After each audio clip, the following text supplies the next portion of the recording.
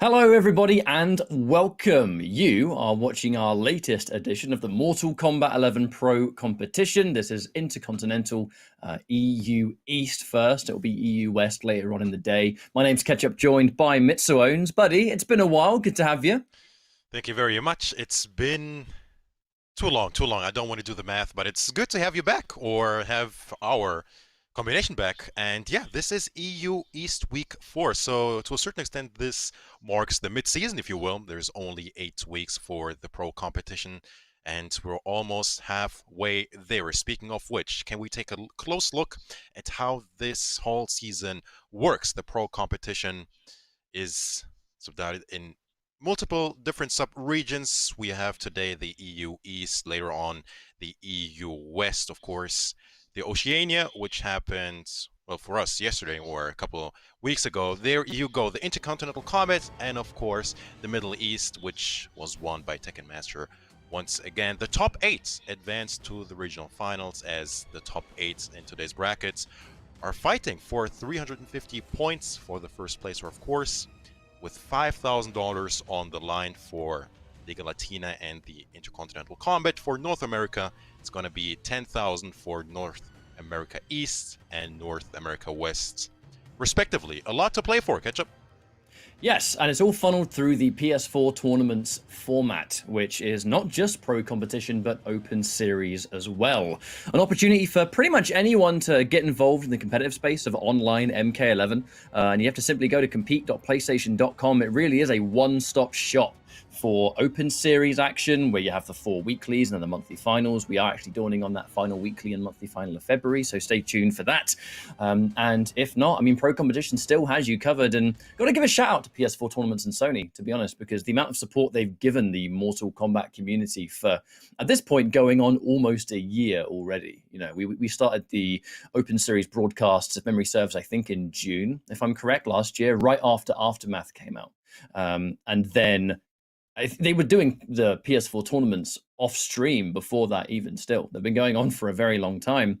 And now pro competition being funneled through the same system, it's very easy to get involved because it's all done through the PS4. It's all on the console. So quite literally, it couldn't be easier to become a competitive player. Speaking of which, Mitsuones, we have a bracket full of them. Let's take a look at the bracket and talk about what kind of matches we can grow to expect. Yes, so 8 players respectively. Let's have a look. We'll start off with Mercer. Definitely should be a familiar name within the EU East scene, versus Magic T. Next up, we'll have Mr. Ramirez. Now, I'll let you talk about Mr. Ramirez in just a bit, versus the Swords. We'll have in Losers Round 1, Vitias versus Blood Eyes, and finally Mobster versus K-Top. We just have a really mixed bag of characters. More than anything else, you know, we look at Mercer versus Magic T, someone who we haven't actually seen in a while, but Magic T, a very prominent streamer, and Mercer, Scorpion specialist with a little bit of sprinkling of Cetrion. Mr. Ramirez, definitely I consider one of the strongest Scarlet players in the scene right now, and Desarted, you know, top 2 Shang Tsung. Some could even think top 1 if you're looking at like recent results, but you know, Desarted would probably always be like, no, I'm Kratos. Because Desarted forever the humble player. I don't know, Arn Kratos definitely taught him everything he knows. Vitiaz and Blood Eyes is really cool because it's going to be Sonya versus Frost, I think, or Shiva, depending on. Blood Eyes does play a very mix-up heavy Shiva, if I recall. And then Mobstar, who used to be, I think, formerly known as Monstar Squad, a Fujin player, up against K-Top. K-Top looking really good the last time we saw him in Intercontinental. And we'll see if he can pull it through losers today. Looking forward to the action. Once again, there is a lot of points on the line, 350 for the first placer. And I think this is a very crucial week. Once again, the mid-season, if you will, the 4th week. But not only that, the top 8 placers in the current standings, a lot of them aren't necessarily in today's week. So there's a lot of points that could totally shift the whole standing. I mean, there is no Sleeps Like Lion here. There is no Nivik here. You know, a lot of players not here to really solidify their place in the standings. So there is still a lot of anything goes still at the EU East scene. You know, once again, only week 4, 8 weeks to qualify for the regional finals. So I think this could be a key week to hopefully get a lot of points for these 8 players respectively. It always is, because when you look at players that have done very well in pro competition so far, you know, a notable player, for example, being Val, who, if memory serves, won the first week of EU East. We see Val every now and again in Open Series looking strong, but not really a regular attendee. So, you know, you have someone who's won a tournament, and then we look at the fact that they haven't made it into another week. Maybe they didn't enter. Who knows? There's all kind of things. Now, some players actually, once they qualify and they're safe in points for the regional finals, some players actually are currently not playing in it because they're like, right, I've qualified. I'm going to leave it there. I'm going to chill out, and I'm going to just kind of grind and train rather than like, you know, some players, I think, find tournaments a bit stressful or whatever the case may be. Some players, I think, just want to kind of take that practice time elsewhere, which, to be fair, makes sense. We're seeing that in many different sides, actually, of Pro Comp. And then you have some players that are like, nah, I'm going to go for every amount of point I can possibly get. You know, and I think we actually will be seeing that a little bit later today with EU West, where, you know, the two most successful players, Video Game Joe and Raichu TQ, both, I believe, in the bracket, but we'll have to consult that a little bit later. Don't quote me on that. I haven't seen the bracket. I've remarked about it earlier on. But either way, I think we should be good to go into our first matchup as soon as possible, which, as we quite rightly pointed out, is going to be this kind of battle of Russia, which is this very prominent factor in EU East, Mitsu owns, because Russia is such a large, dominant scene for Mortal Kombat, and they have been for many years. It's not just a large country, it's not just a large scene. I love their loyalty. The minute you see like a Russian player, even in like an international competition, you see the love just pouring in, supporting their people, writing those, you know, Russian alphabet stuff and whatever. But it's really nice to see the support from the Russian community. As we say that, we are indeed good to go. It's going to be Mercer taking on Magic T. And Magic T trying to be a bit cheeky here with the hidden select. Let's see who it's going to be. You play multiple characters as well. Oh, well, speaking of which, okay, hang on a minute. It's going to be the Spawn.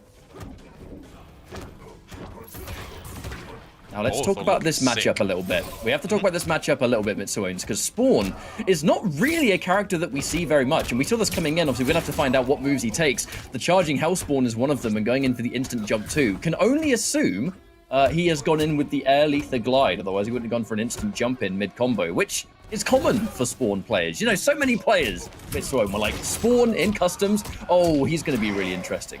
You know, he's going to be super cool because we have this element of being able to go with these crazy moves that didn't exist before, and now a lot of spawns going for glide and charging Hellspawn, which is just the one. But I haven't seen the glide yet, so I'm not gonna say it just yet.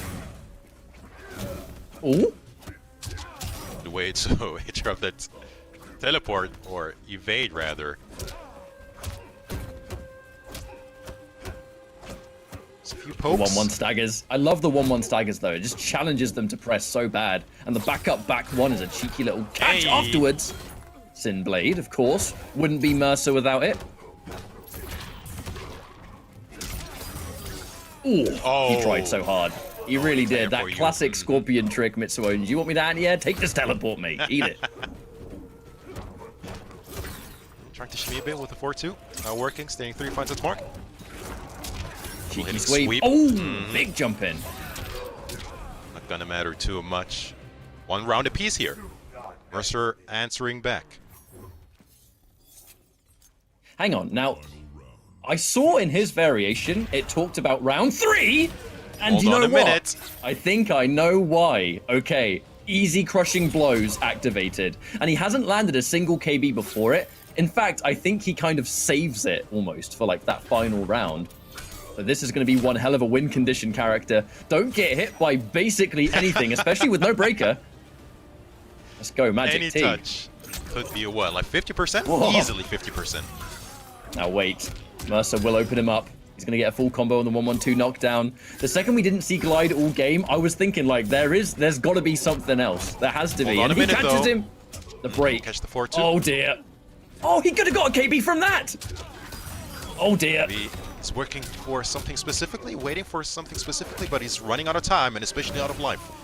Hold on, don't get grabbed. Don't get grabbed. Oh, now let's talk about that for a segment to end. So for those that don't know what that move is, there is a chance that, because it's a very weird move, Yeah. that basically takes away one of your offensive bars. But what it does is it gives you easy crushing blows for the rest of the that round.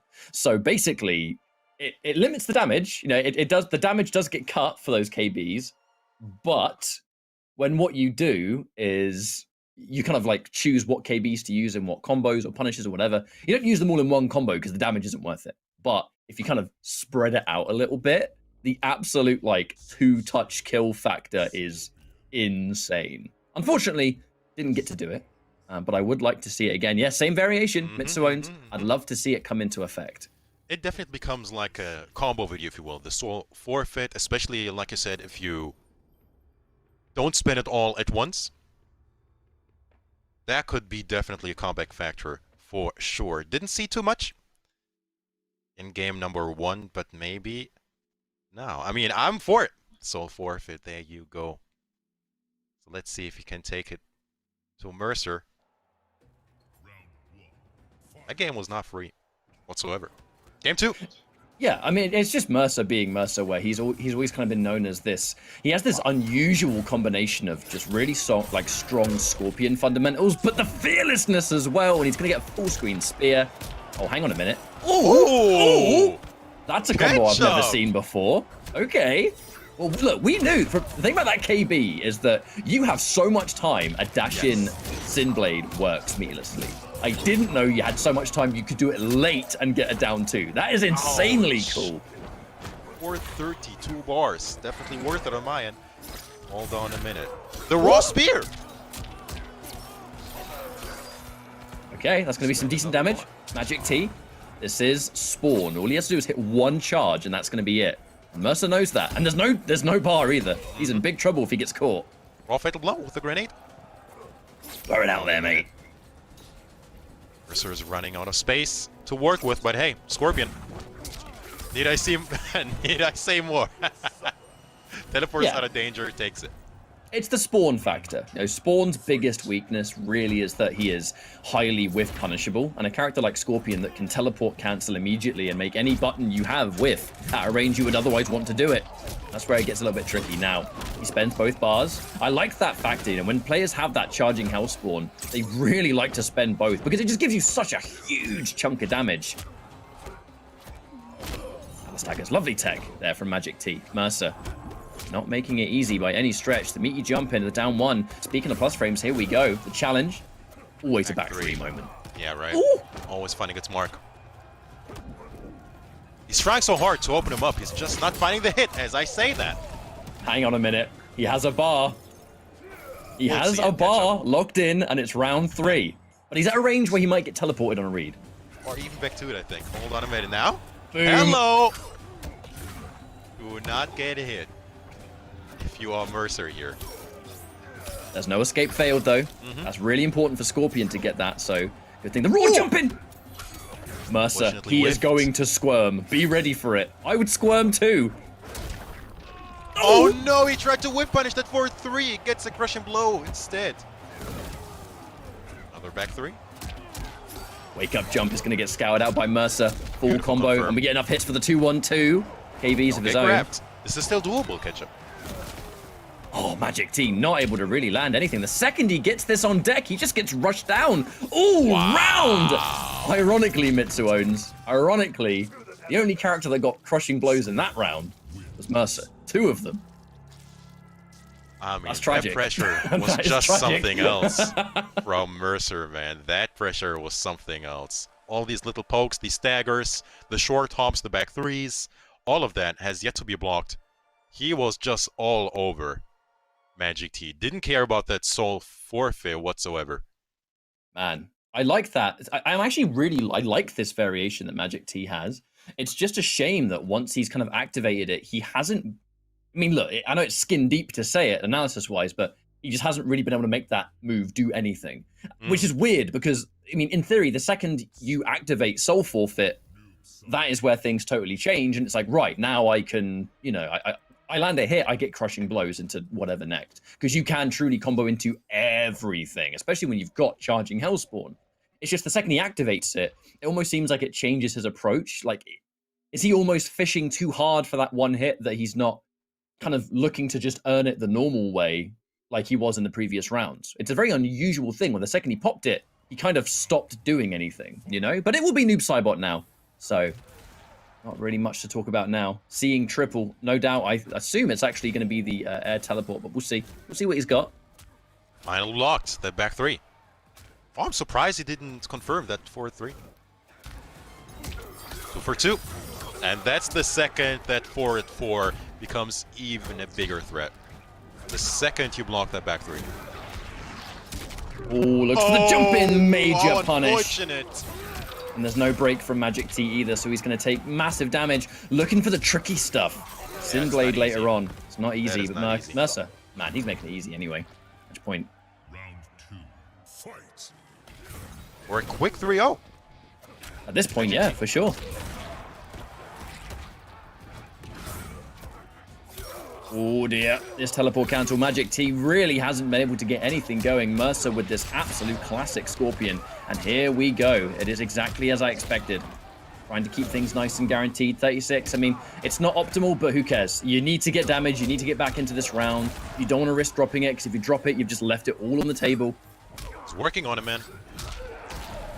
Jump in. There you go. OS, just in case. Final round. Magic T trying to stay alive here. Another slide. Soon having that crushing blow, surely. Doesn't have it already. Wake up standing one. Not going to quite work out. Trying to be a little bit cheeky there. No meter to amplify either. Oh, tries it again. The risky stuff.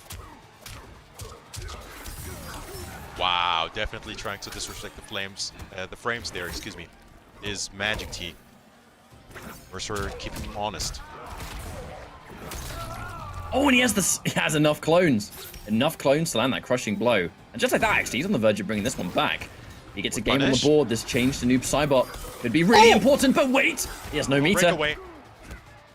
Ooh, Another combo the drop. from Mercer. Yep. On a minute, Big thing watch is, the combo wouldn't have killed, right? But it's losing the momentum that really sucks. Oh, he's done! What? He did confirm it to the fatal blow. Oh, Wow. God. Oh, God. Ouch. No. Mitsuo's not like this. Man dropped the game-winning combo, the set-winning combo, and got brutality. That's how it rolls. It was like the easiest combo, just a button into the fatal blow. But that standing 4 came out way too late. I mean, we see Mercer time and time again confirming tricky stuff, the Sinblade stuff, not easy whatsoever. But a raw spear... That's such an insane drop. I don't want to sound disrespectful. I'm shocked he dropped it. I really am. Surely he must have tried to do something else. Like, I don't know. Did he try and do walk up Sinblade maybe? But there was no jump. Like, I generally cannot come up with a single excuse as to why that walk up standing 4 dropped. It shouldn't have. And he knows that. Hopefully he can keep his head in the game, because if you drop a combo like that, when you've won the set, it's in the palm of your hand, that happens, it can kind of tilt you off the face of the earth. And I gotta say, quite rightly so. I mean, it will upset you. Hopefully that doesn't bother him when we go into this next match fresh. The Noob Saibot working out in Magic T's favor. But man, oh man, what a choke from Mercer. But I know, right? He has that safety cushion still up. So, you know, Ooh. Let's see if it phases him too much. Escape failed in round 1, so if there's no throw text, that grab threat either way is going to be a massive deal. He's got to watch those spears. Mid-range, anyway, against that slide. Lost block of the Sinblade. Oh, he Decides to spend it. Wow. Immediately. Take that first round, I suppose. I mean, actually, it is a interesting play on the anti-air spear. There's the Sinblade. That's exactly what he tried last game, I think, Ketchup. I think you were right about that. Just the whole thing just fell to pieces. But it's not now. Match point for Mercer, still going. Once again. Wow, it's still linked. Good damage to the corner. Long as well, the up 3. All right. Here we go again. Going for the less obvious throw as well, actually, is Mitsuoid, sorry. Mercer. What is it with Scorpion players having M at the start of their gamer tag? It's absolutely ridiculous. Anyway, corner pressure belonging to the noob Cybot. The teleport cancel immediately to get out. That throw tech to say no thank you. Ooh, grab to chase it down. Magic T, no meter now. The break away. Oh, teleports into the corner. He has yet to flawless block the second hit of that 4-4 string. 4-4 up 2. He's running out of time to do so. It's going to be double fatal blow. The fatal blow is whiffed. Just into a slide. My man at jump distance just pressed both the triggers and went, let's just hope for the best. And the best was not there, but the empty jump grab still works. Magic goes T. still. Percent. Wow. He didn't have the bar to take the chip, I think. Magic's T still staying alive here, but he has to work so hard to do so. He's getting so many individual hits. No confirms though from Mercer. The heck? Ooh! Jump in teleport. You have the bar to make it count. So risky.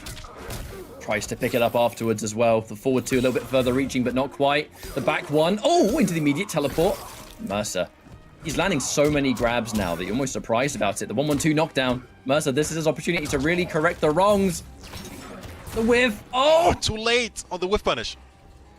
This is still doable for Magic T. Can he clutch it out once again? Watch those spears, man. Oh, he didn't believe. He didn't believe. Jump in. Yeah, he saw the teleport coming. But this is Noob Cybot with Fatal Blow. If he hits a 1-1-3 Fatal Blow, he might actually win the round on this. True, true, true. Billy Scales. Ah! Oh! He jumped over him! Oh, that's going to be it. And Mercer, I think, you know what, Mitsuones, there's going to be a sigh of relief there. Surely. There has to be. I think my man tried to do maybe a friendship, but has he run out of easy fatality tokens? The question is. We're reaching a point where I think players might have actually started to spend all of them. Gotta grind the crypt for those. But yeah, sigh of relief for sure. It looked way easier the first 2 games against Spawn, but the minute Magic T went with that Noob Cybot, Mercer had to work. Had to work hard for the W. But yeah, definitely. Mercer emerging the victor in the winners round 1 still. Magic T is still in the tournaments. We'll see him later on in losers. It's good for Mercer though, because he's always been and has been, you know, for a while now, like a dominant Russian player. And it has almost exclusively been with Scorpion. He did have, before Ultimate, a pocket spring cleaning. He played a little bit of spring cleaning, and I think Born Again, I recall seeing him play a little bit more of Cetrion.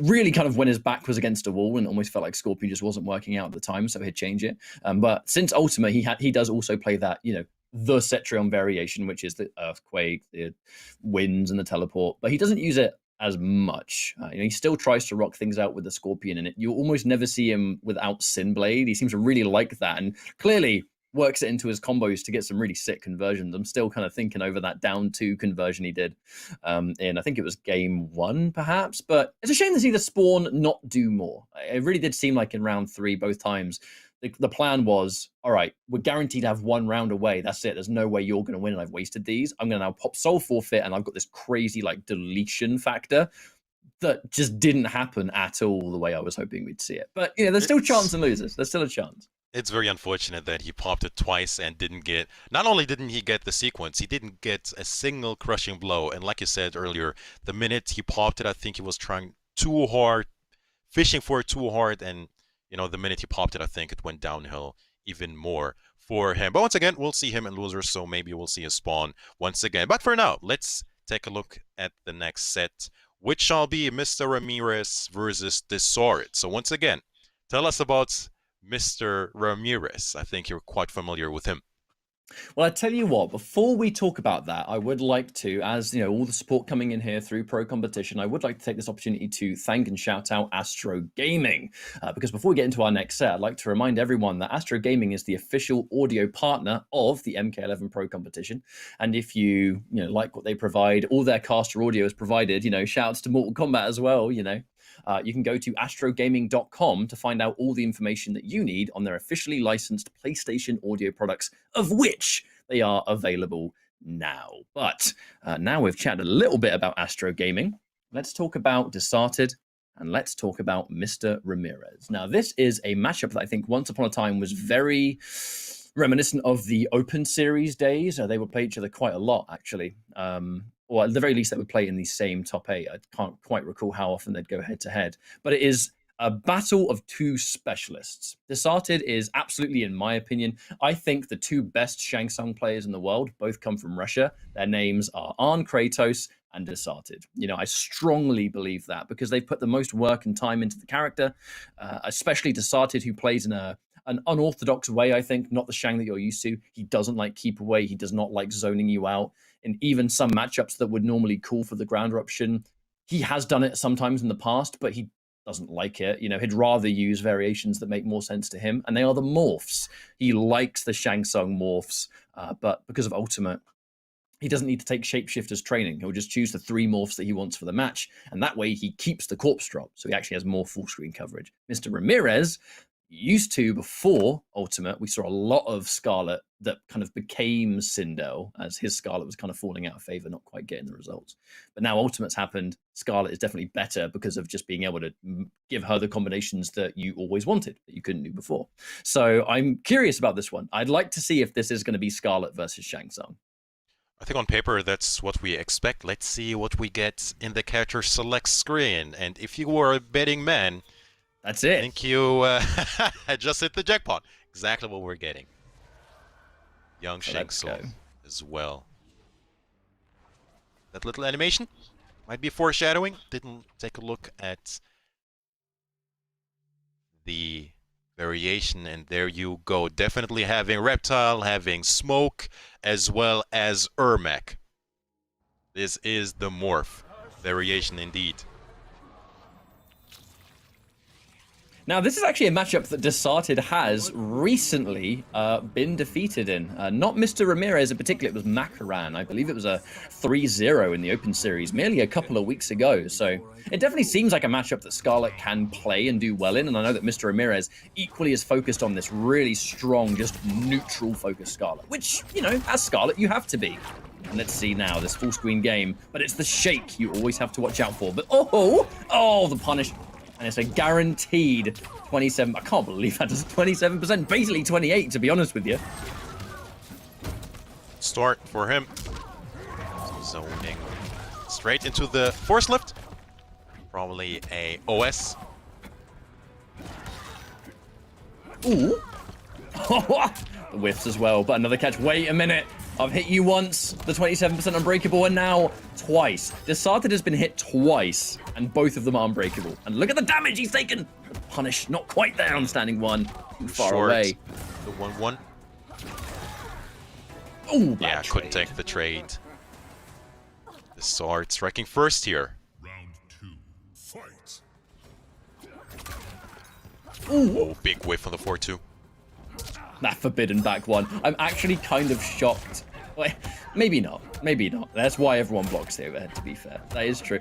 So, for those that don't know, there is that slide mix-up that Desarted loves to use after back 1. Oh, is it he also likes that jump in option select. I think so. I mean, even I think there is such a lack of difference in frames. I think it is a true mix-up. And if it is a fuzzy, then you've got to be really bloody good to fuzzy it, because let me tell you, Desarted, I've seen this guy play for a long time. Ain't no one fuzzy in it for months. Gotta be ready for it for sure. Hold on a minute. This is Mr. Ramirez working his way into the corner. Jump in as well. Oh, gets the grab. He knows the jump in's really high up. Out of here. Ooh, not an easy jump into anti-air like that. No, definitely not Shang Tsung's. Definitely not. Man jumps around as he pleases normally. Teleport out the corner. Oh, and that's going to be an accidental crushing blow on the throw. I'm surprised Surely. he did that. I mean, there's no way he's got crushing blow held check off. Right. I refuse to believe that any top player doesn't have it on. I refuse to believe it, because that was, a massive waste. That's an important grab to have as Scarlet. A bit too late on the whip punish.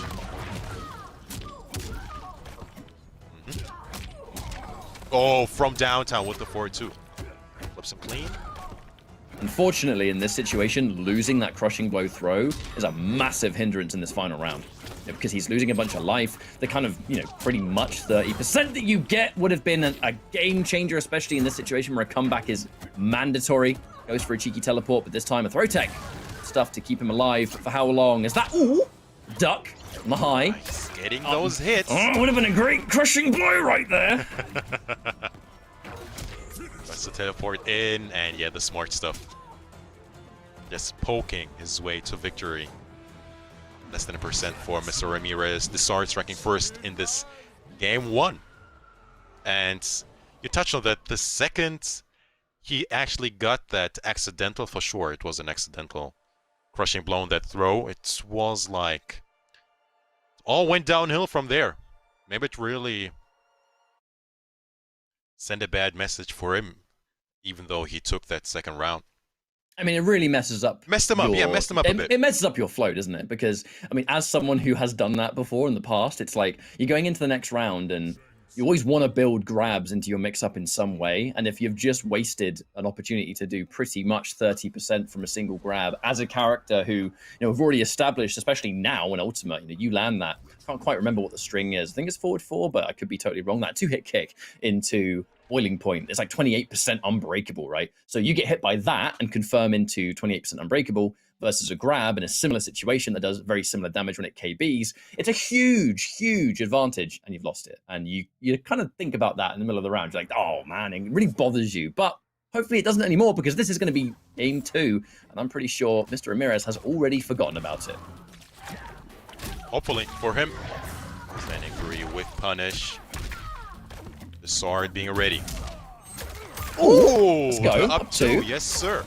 I mean, if you're used to fighting these Russian Shang Tsung players... hang on a minute. The Red Rain.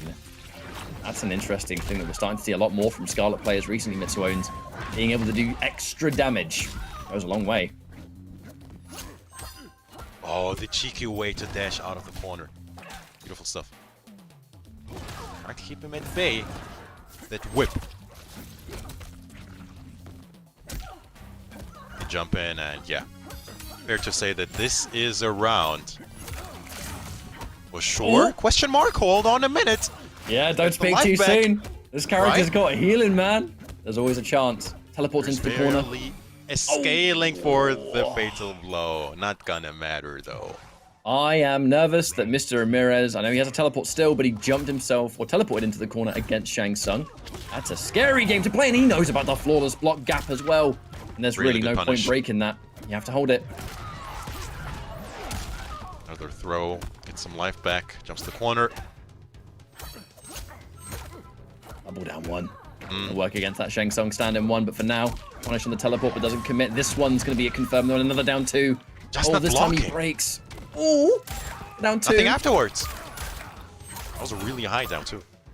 Put his life on the line for it. If he blocked that, I think forward 2 might have punished it. Another flawless block. Desarted, always ready.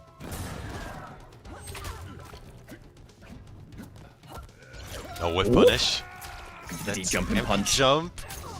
Not on fatal blow just yet. Here's the blood rain. Oh, of course, was ready with the teleport. Beautiful whiff punish, Mr. Ramirez. Staying alive in this game too.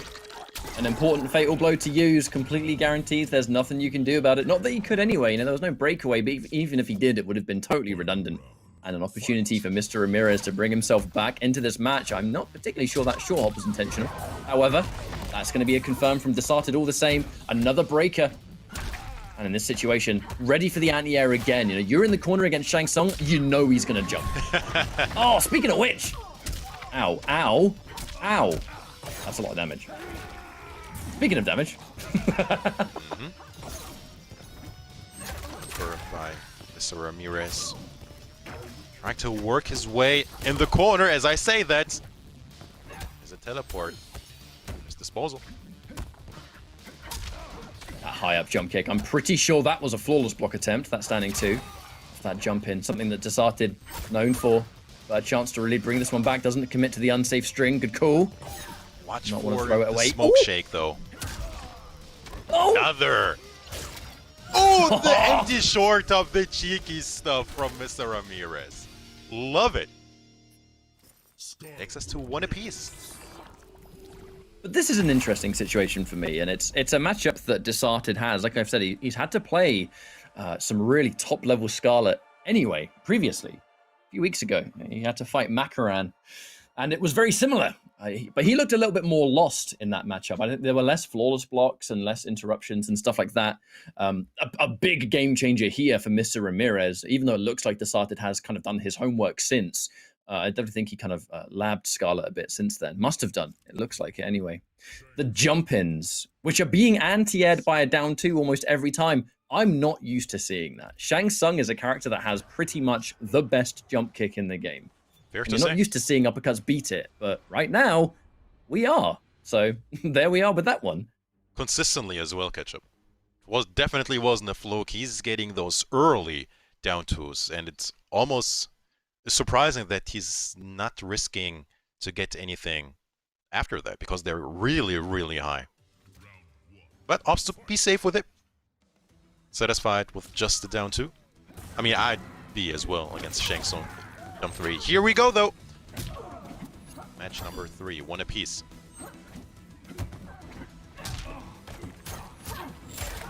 Oh, there's the confirm as well. Another really good catch and no break from Desarted. It's going to result in a, not only 24%, but a free red rain. You have to always watch out for that red rain. You know, the damage reduction and the damage over, the damage over time, the damage buff that you get. It's a really interesting move, and I'm glad to see Sindel play. Starting to use it. Oh, he crouches under the high. That was cheeky. Almost crawling on the ground. Wow. Ramirez has his back towards the corner. Another flawless block. I love the use of flawless block on that string.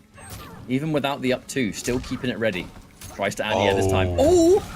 And this time, hold on a minute. Into what, though? Tail blow. Surely spends. Ah, it whiff Ketchup! I can't believe it. I never see Desarted miss that one. That?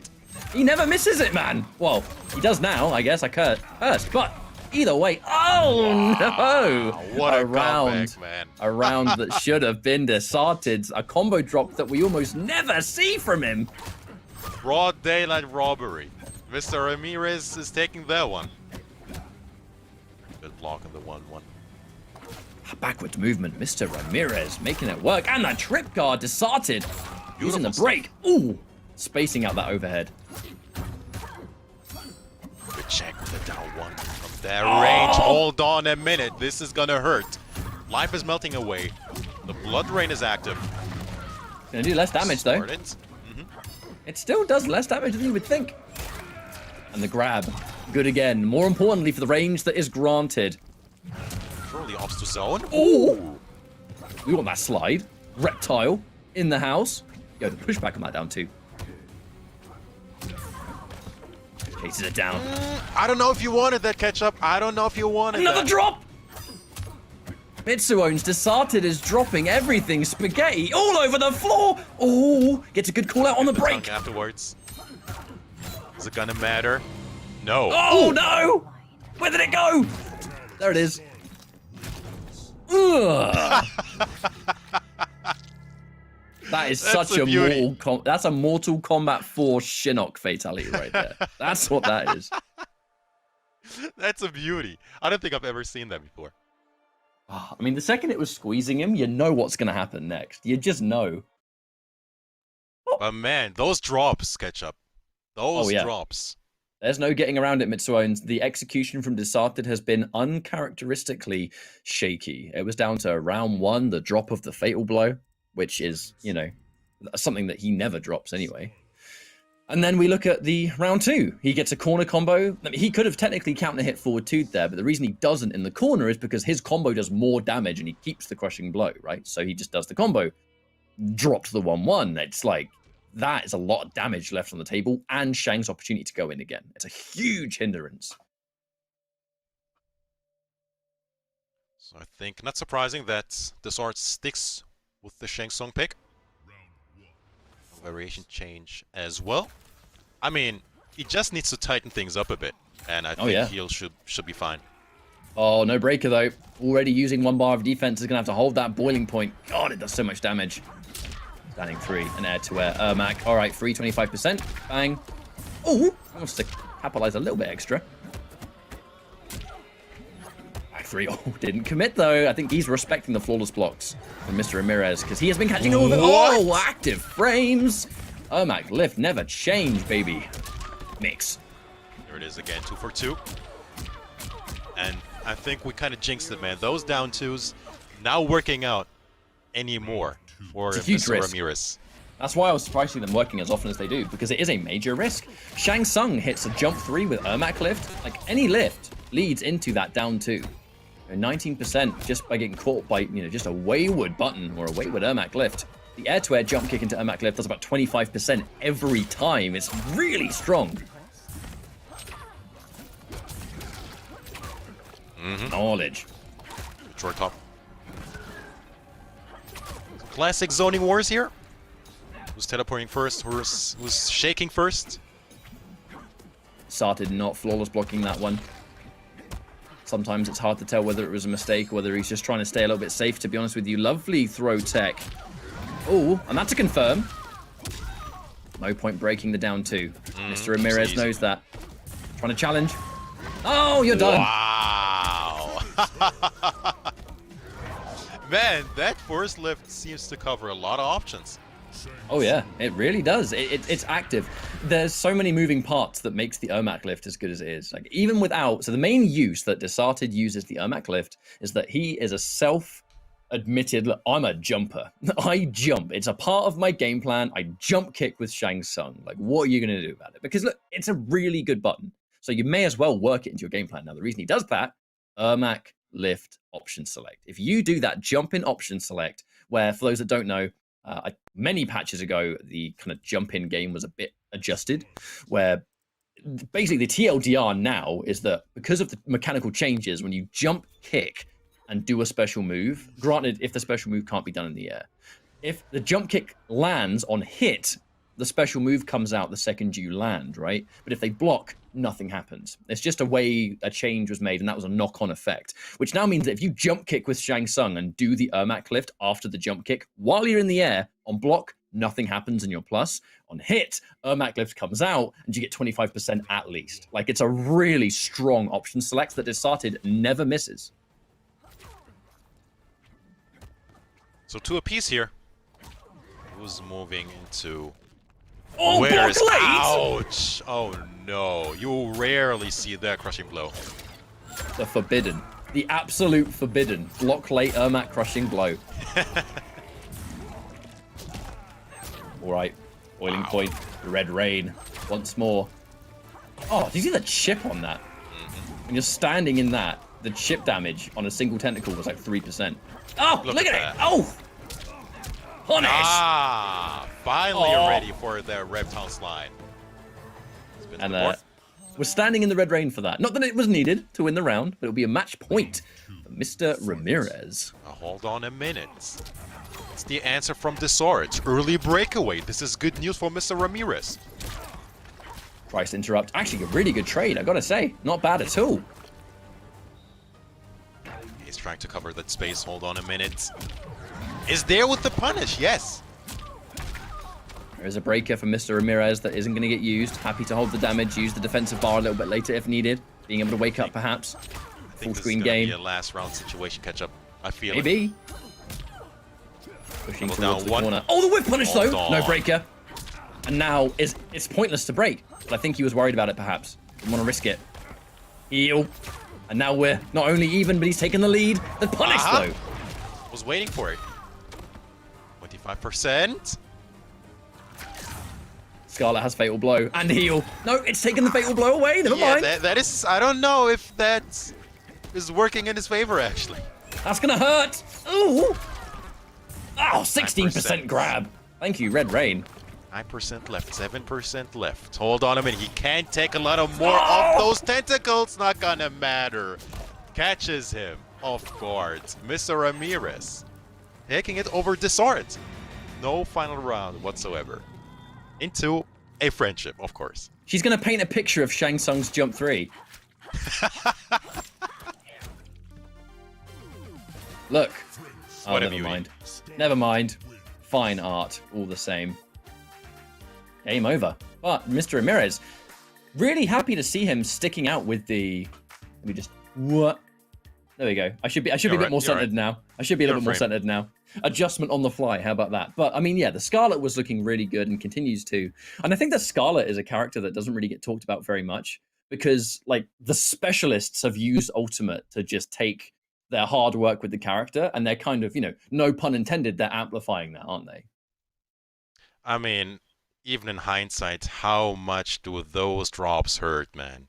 Those drops from Disorded, they hurt. They hurt. I don't want to, squeeze that in, but like I said, he just had to tighten things up a bit more, and I think this could have been a different outcome for Disorded. But once again, we'll see him later in Losers. We will. Desarted is a player that he's no stranger to coming from the losers bracket anyway, because he's made many. Some of the weeks that he's won in open series, if memory serves, have come from bracket resets and stuff like that. I could be. I do think I do think I'm right there, because it was a recent streak from Desarted where he had a miracle week. I actually think that was the week he lost 3-0 to Makaran, actually. So he came back in losers and won the whole thing. So it's definitely possible.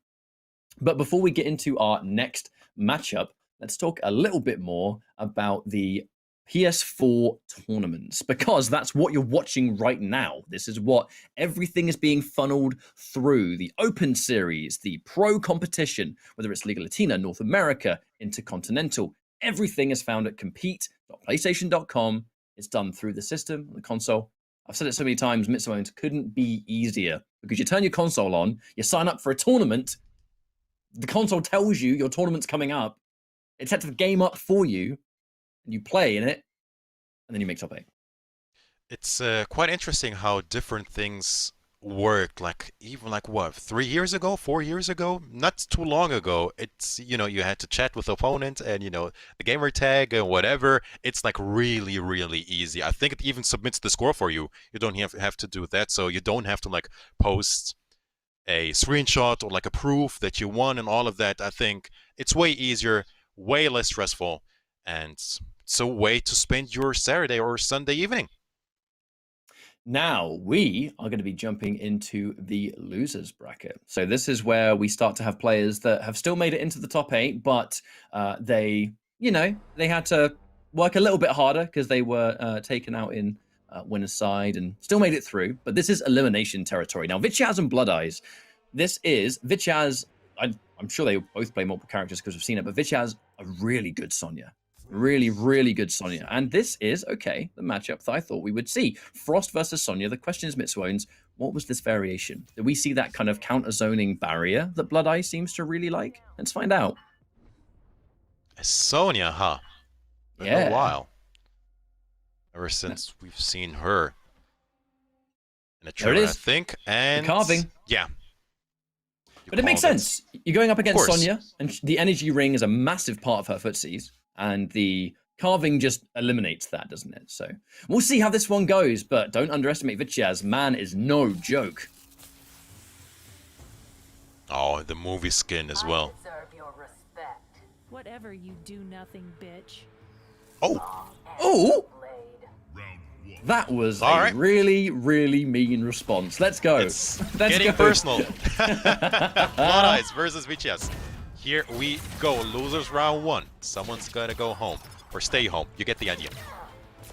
Yeah, just still home, but not in a competitive setting. There you go. Down 1. Ooh, definitely a flawless block attempt there, I think. Instant jump 2. Oh, speaking of which, there it is. Oh, we're starting off. All cylinders. Ouch. That hurt quite a bit, Ketchup, man. Head up 2.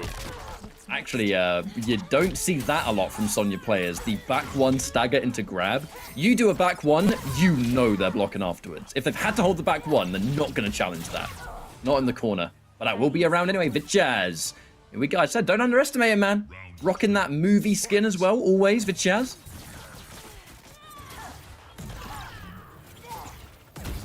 Ops just zone. Interesting.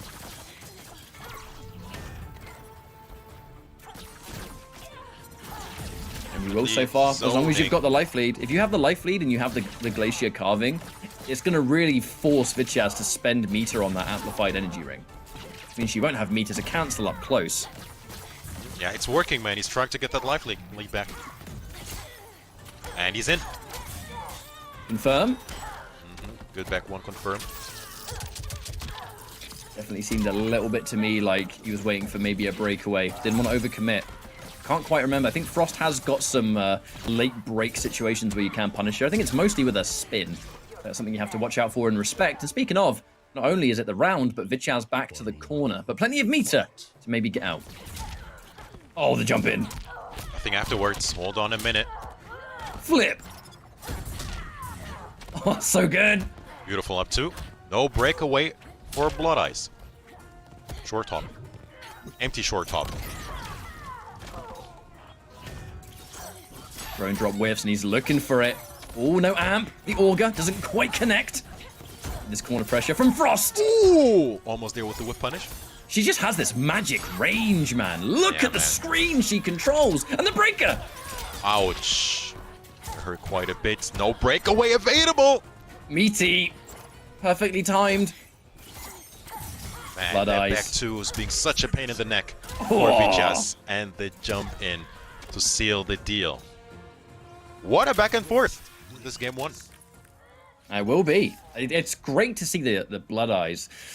One of the players that I think really shows what Ultimate can bring to the table. Because Blood Eyes, he plays multiple characters. I think we've seen Spawn from him in the past as well. We have seen Shiva recently, but a really, really mix-up heavy Shiva. I think the Shiva he played was, I think it was overhead grab, low scoop, and guided stomp. So it was like everywhere on screen you're guessing. It doesn't matter where you are, which was almost effective. The reverse sweep didn't quite happen, but it so nearly did.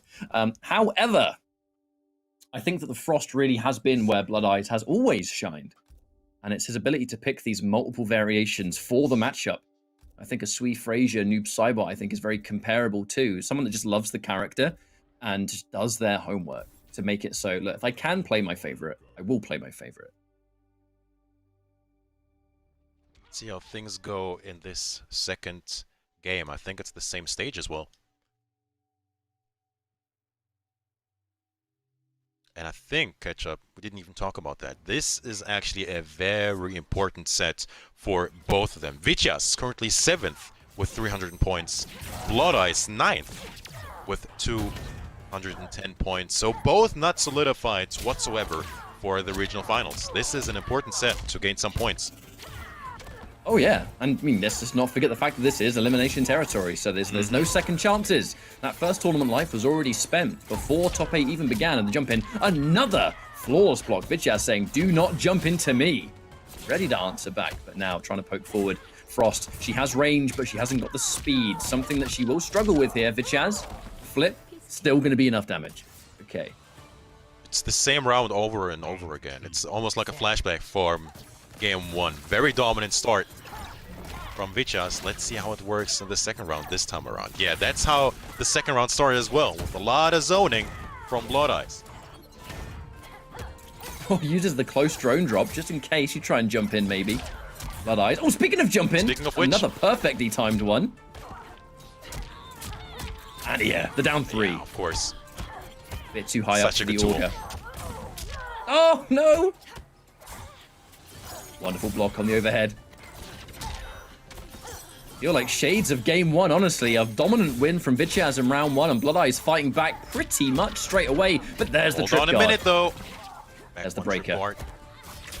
This is so doable for Vityaz. Hold on, is it though? After Not this, so much from full screen. Amplify. Chip. Oh, Look hold for the on, dive catch up! bomb! Spends it. Now this is not going to be death, but it's going to be potentially a scrambly situation, man. Because even like zoning, a trade, double KO, I don't know. Let's see it. Amplify.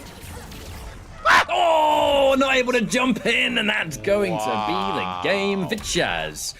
Yeah, that fatal blow really wasn't about the damage killing, for sure. You know, quite right to spot it out, because the second you stand up there and you're one hit away from death, And your projectiles and your buttons, they are slower than Sonya's. Yeah, she has that energy ring that would have outsped your projectile. She has the drone drop, which again would have outsped you. So the ball really was a Blood Eyes' court to just make this colossally hard read and had no choice but to dedicate.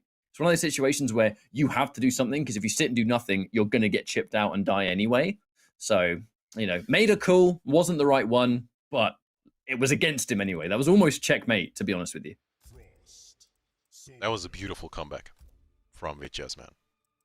Less than, I think, 0.2%, so nothing.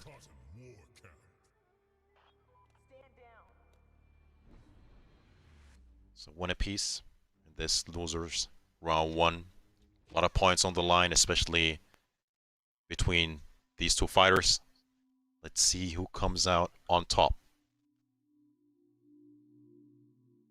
Blood Eye has always been such a... I mean, when you play Frost to this degree, you just have to... you play a character that has got some rather significant weaknesses, you have no choice but to just play around them, right? If you're going to play the character, you need to find your workarounds, and the Augur definitely one of the moves that can do that. Flawless block gaps all over the place with Frost.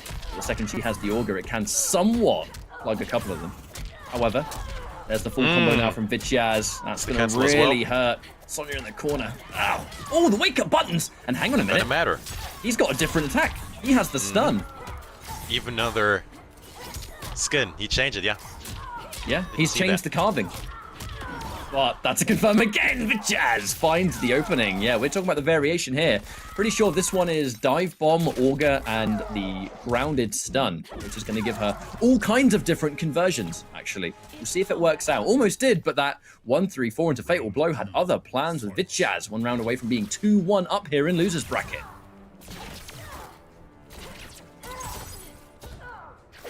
Wise to it. Gives it simple. Reversal throw.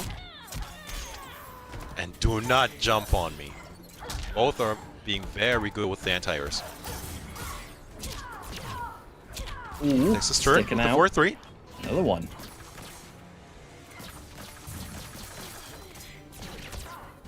That's a full screen game. It's not going to have the same presence. You would definitely think Sonya probably going to do better actually having the energy ring. Oh, the down two. And again, looking for the same thing. Blood Eye saying, no, I'm going to do it again because here comes the damage.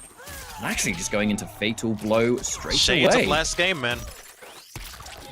Is it going to be enough? Because it has the lead, yeah, sure, but we're still full screen. Oh, Mortar. How about that?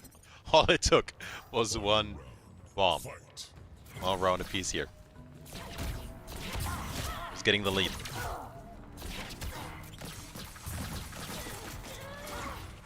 Got it. Probably tried to flawless block. Or Cotton is ready to be thrown. It's a lot of damage as well. Oh, the jump back. What a way to punish her. What? And the down three is going to whiff, giving a full jump into Vichas. Ending it in the down four as well, just to keep the pressure. The damage is so good. Vichas looking so clean. No punish on the low. But wait, there's the stun and the sequence. No fatal blow. Frost. Oh, she doesn't tickle. Wow. Knockdown. Double. This is still doable, Ketchup. Hold on a minute. Chip, man. Chip. The jumping Ketchup. But there's no meter. Oh, Wow. my good lord. Talking about a comeback. Blood Eyes did it the old-fashioned way. No bar, no fatal blow. By the short top and the dream. My What man an answer. jumped. That is what happened in that final round. You anti-air me? Foolish, Sonya. I will jump again and win the round. Wow. What a comeback, man. What an answer to that last game's comeback as well. But it's actually the same decision. Blood Eyes did the same thing both games, where the chips are down and you can't afford to sit there and just, be patient because, again, you're about to get chipped out. So, again, it was, I have to do something. That something will be my jump kick. But this time it worked because of just the positioning. Vichas back to the corner. That jump kick could have meant so much more afterwards. There's more combos, more damage, whatever. And it's just, even in that situation, it was Vichas, I think, that was under more stress because you are at risk of the ranged buttons. You're at risk of the jump kick, which obviously won the round. But yeah, the micro burst and that whole thing, gotta say, actually, that whole thing came from a double amplify combo thanks to micro burst and auger together. So this variation swap working out well for Blood Eyes, but only just.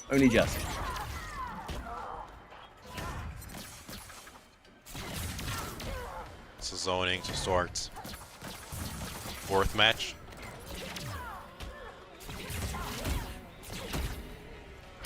Flawless blocks on the energy ring, good stuff. Watch out for the 1-3 though, Sonya. Always able to clip you in the middle of it. The jump in and dive bomb, that's going to get punished though. Not low enough to the ground. The good block on the overhead. The block on the energy rings too. Doesn't want to challenge. Wow. The auger meter getting spent. This time it's the jump ins from Vichaz. Doing a lot of work here, Mitsuones. The jump back. I don't think he actually punished it. I think he tried to jump afterwards. That looked a bit funky. Oh, plus frames! And yeah. My man challenged the plus frames of that string. I can't remember the input, but what I do know after fighting Mustard for God knows how many months, don't press after that string. Just don't do it. It's not worth it. Not worth it whatsoever. Match point. Blood Eyes with the easy confirm, straight into Fatal Blow, no gimmicks. 1 round away.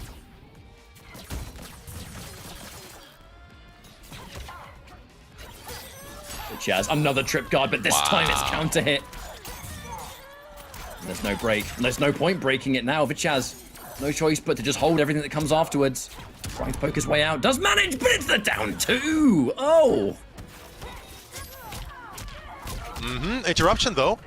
Needs to make something happen here at Vichaz. Bit late on the punish on roll. Almost looked like that was the play, just not quite quick enough. And the Sonya fatal blow. Definitely can't take those trades anymore. Hold on a minute. Gets the cancel. Boom. Straight into it. Now, if you get opened up, the late punish! breakaway. Full screen. Hold on a minute. Catch up. Wow. Almost. But even if, I don't think he could have taken the damage. I love the idea. Just out of range. But it's going to be Blood Ice. Yo, my favorite fatality. Let's go. Let's go. Add 1 to the ranks. That's so sick. Recruited. Oh, that's so sick. I was so Program the jump surprised when I kick. saw this, man. I was like, what is happening? We transitioned to another place and whatnot. So unlike the other fatalities. But once again, Blood Ice emerging the victor here in this losers round 1, which unfortunately means that we have to say goodbye to Vichaz. But with how things are going, to be honest with you, I would be surprised if Vichaz doesn't qualify for the finals because he has been a consistently strong player here. The Sonya is absolutely superb. We see Vichaz in all walks of PS4 tournaments, and not his first appearance here in pro competition, if I recall. So, I thoroughly actually do expect Vichaz to make it through. Just might be a little bit later. Who knows? I'll consult the everything else afterwards. Anyway, but as we now go into our next matchup, Mitsuones, run me through who's head-to-head. It's actually going to be Mobster, that's what he wants to be called, versus K-Top for the last match of this round 1. But for now, let's take a look at some Mortal Kombat gear. Rep your realm and your character in the merch store. Just go ahead and visit amazon.com/Mortal Kombat for some awesome gear, and there's way more than just shirts in the shop. Some accessories for your phone as well. And may I say that Scorpion one looks quite juicy, Ketchup. I really want a Rain one. Like, I really, really, really want a Rain one or a Noob Cybot one. They're my 2 favorite characters in the game. But yeah, amazon.com/Mortal Kombat. It can all be found there. Support the pro-com, support the players, support the scene, and wear some cool merch in the process. But on that note, let's now talk about our next matchup. It's going to be Mobsar versus K-Top. Now, K-Top has been recently actually a player that has been doing extremely well. It is still almost all Jackie now, actually. We saw K-Top play Fujin, we've seen Jade. But recently, it's been like firing off all cylinders with that Jackie. That one variation of Jackie that everyone plays, the grenade launcher, the leap, shrapnel blast, but it's been doing so well for him and it fits his style. K-Top, for those that might have remembered him from the days of old, Mortal Kombat X. I'm sure you remember. We commentated a few of them together a long time ago. Those community cups, right? That's where we started to see kind of the rise of both K-Top and Mirko together, and they were, I think, some of the most rushdown focused players in the scene. And it makes perfect sense that K-Top goes to the most rushdown oriented character, right? That's just how it goes. I mean, you were talking that he does very well. I mean, indeed. I mean, he's last week's champion. He took the EU East Week 3 championship, and he's currently sitting at almost 600 points, which almost solidifies one into the regional finals. He's currently third in the rankings, so I think, especially if he does well in this week, he should be definitely making his way into the regional final at the end of the season to fight for $5,000. Once again, a lot of money on the line at the end of the season. But Mobster, not so successful so far, 120 points, sitting at 14th. But once again, man, this top 16, I'd say, in the EU East leaderboards, I mean, so condensed that anything could still shift given weeks, especially once again with so many players not entering or not making it into the top 8 anyway. A win here, I think, could mean a lot for Mobster. Let's see if we see that Patterton Fujin from him once again. And Fujin's a character that has, I think, just generally won in Ultimate. Because if we look at what happened to Fujin in Ultimate, it's not only being able to take much better or more efficient variations for you as a Fujin player. You know, we can look at the more common variations, which tend to be the shell of Arsenal and Cloudwalker. That alone allows you to play Cloudwalker's meta more efficiently because it's less meter intensive for one thing. You know, you have the amplified Skywalk, and then you can Arsenal in the air rather than having to spend another meter on the cancel and then pick it up. You can use that cancel on block now a lot more willingly than you would before. So that's great. But also, Ultimate made a couple of, I think, hitbox patches. I can't remember what the buttons were. I think it was 4-2 and his back 1. There were two major strings that really helped him out that don't whiff anymore. So that kind of goes hand in hand. But there is not going to be Fujin this time. It's going to be Johnny Cage with the Rising Star, Pissed Off, and the Throwing Shades. Well, how about that? No Fujin whatsoever. Let's see how this Johnny does against K-Tops, Jackie, in this losers 1-1. Someone has to go home or stay home. I said it earlier. You get it. Johnny Cage. And what a start from K-Top, man. There's the immediate break in the corner. The second you get put in this position, Johnny Cage. Ooh, the anti-air. Kind of good at the start. A good throw tech as well. Maybe being a bit obvious with the throw direction. But that's going to be the forward 3 connecting. The force ball afterwards. We're starting to rush this down. Really wants to interrupt that. Not quite able to find it. Yo, that is filthy. You get the dash punch ender into the short hop grounded blast into meaty neutral jump. That's kind of gross. That is super smart. Oh, you're done. Does he even need to? Yeah, he will. If K-Top had another bar of Amplify, he would not have needed to fatal blow there. I'm just surprised he actually did keep it simple with like a 4-3-1, just straight to the fatal blow. Maybe he was afraid it might whiff, but not gonna matter anyway. Believing in his execution. First round going to K-Top. Getting it first big hit as well. 350 or 340. The blue stuff. This is looking really good for K-Top. So evasive. Absolutely, and that meaty jump in to try and catch. Full screen presence. The second you've got the life leaders, Jackie, this grenade launcher alone does actually allow you to be a little bit more patient than you otherwise would be, but it's the grenade launcher again. Oh, and you can't break any of it. Oh, God, it hurts so good. 40%. Oh. Wow. Randy Savage elbow. What a game one. K-Top. The use of the grenade launcher, really, that is one thing that has started to, I think, separate him from his previous self, Mitsu Owens, is his utilization of that grenade launcher as part of his offense, not just doing string leap grenade launcher. He kind of is using the meaty properties, I guess, of the grenade launcher more than he did before, and I think it just makes him more unpredictable. And it's a great move. It's one of the best moves in the game. That was a very canon display of Jackie in action. All over him.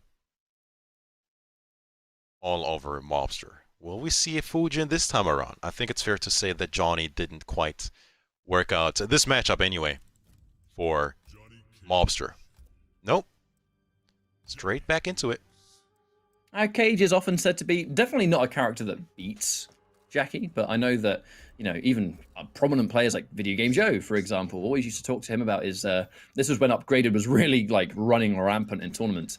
And I know that even Video Game Joe's choice for the Upgraded matchup back then was, it was Outtake Cage, purely because it's like, Cage doesn't win the matchup, but he has tools to be able to kind of contest with what she's doing. Now, that might be a little bit different now she has the grenade launcher. You know, I'm definitely, that's old news, but just certain things being able to challenge Leap above all else, the grenade launcher has made Leap better. So that's what we have to always keep an eye on.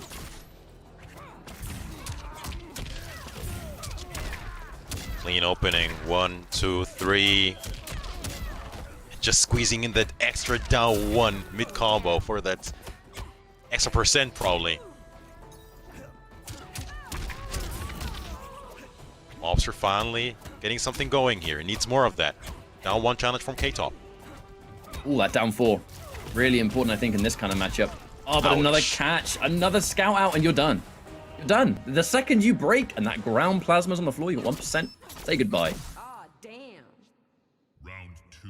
Fight. Oh, God! What a way to start the round, man. Oh, K-Top. The trip guard on landing, going underneath Johnny Cage amidst Owen's K-Top is all over the joint. Ow! Try to dash out, not gonna matter, man. Yeah, already cashed out on that Russian blow. But man, oh man, this is a flawless catch-up. Oh, he squeezed in a jab, so there will not be a flawless victory. Mobster having the last laugh there. No flawless victory for you, mate. But still got flexed on, that's for sure. K-Top, man. Looking really dangerous. Also looking a lot like Johnny Cage doesn't seem to have the same... It doesn't seem like Cage has the same kind of chances he had. Like, doesn't look he like... I'm not going to make a bold claim like with matchups or anything, but what I just said after game 1, where we used to see a lot of players kind of try out Cage for Upgraded, I think the existence alone of the grenade launcher has just totally changed everything. Because in situations where that jab anti-air is normally quite good, and you know maybe you can challenge the leap in whatever. Now the grenade launcher lets her do shrapnel blast from like higher up than she could before, because the shrapnel blast used to have a little, you know, hitbox in front of it, and that was it. Now the grenade launcher travels all the way down, and she can still cancel it. I think that has changed his ability to deal with a close range leap so much more, because the go-to anti-air standing 1 doesn't really seem to exist much against grenade launcher, Jackie.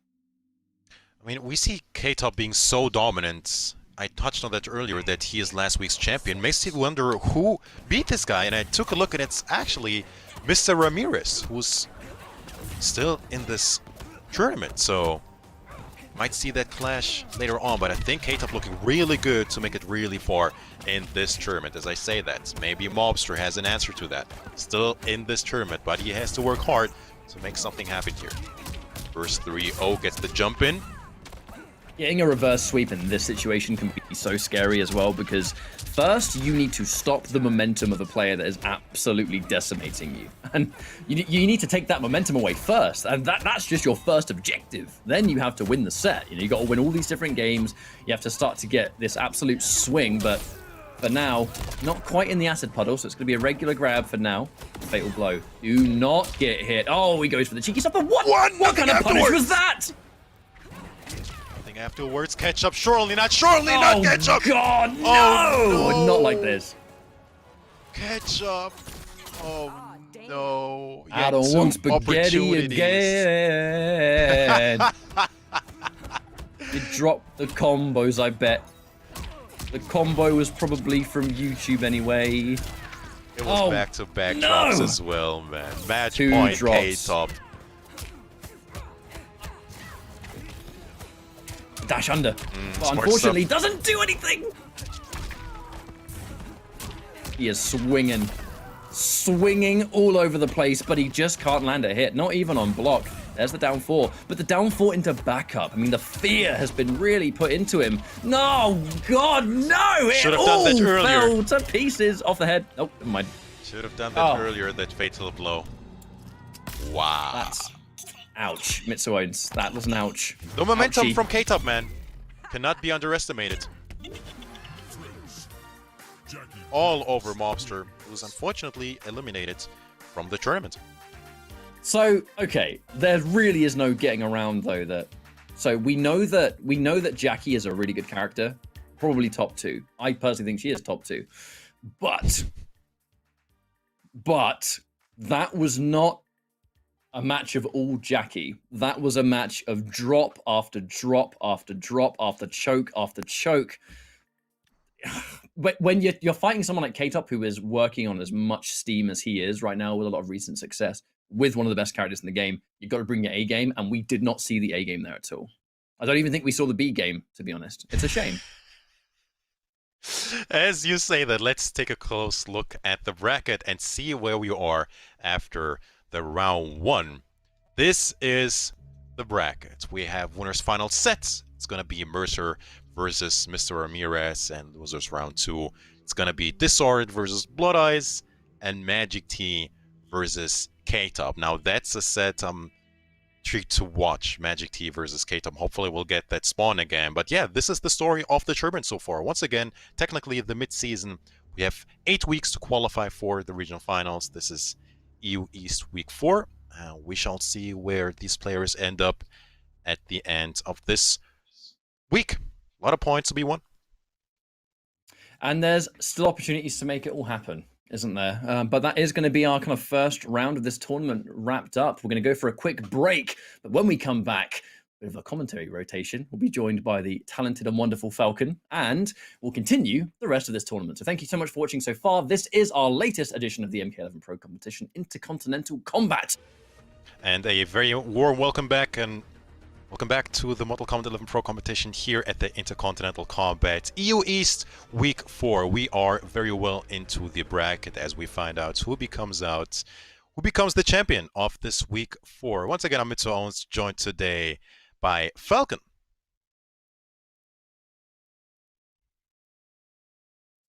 With the Pro Comp Online. Thank you. I think I was just muted over there, but thank you guys very much for tuning in today. We are back here. Oh, thank you very much as well for the introduction there, Mitsu. As these guys did a great job earlier, both Ketchup and Mitsu, introducing us over to the stacked bracket that we have in this top 8 for EU East. But we are progressing through the bracket, Mitsu. Are there any players that you've seen in that round 1 that are the people to watch out for going into the rest of the tournament?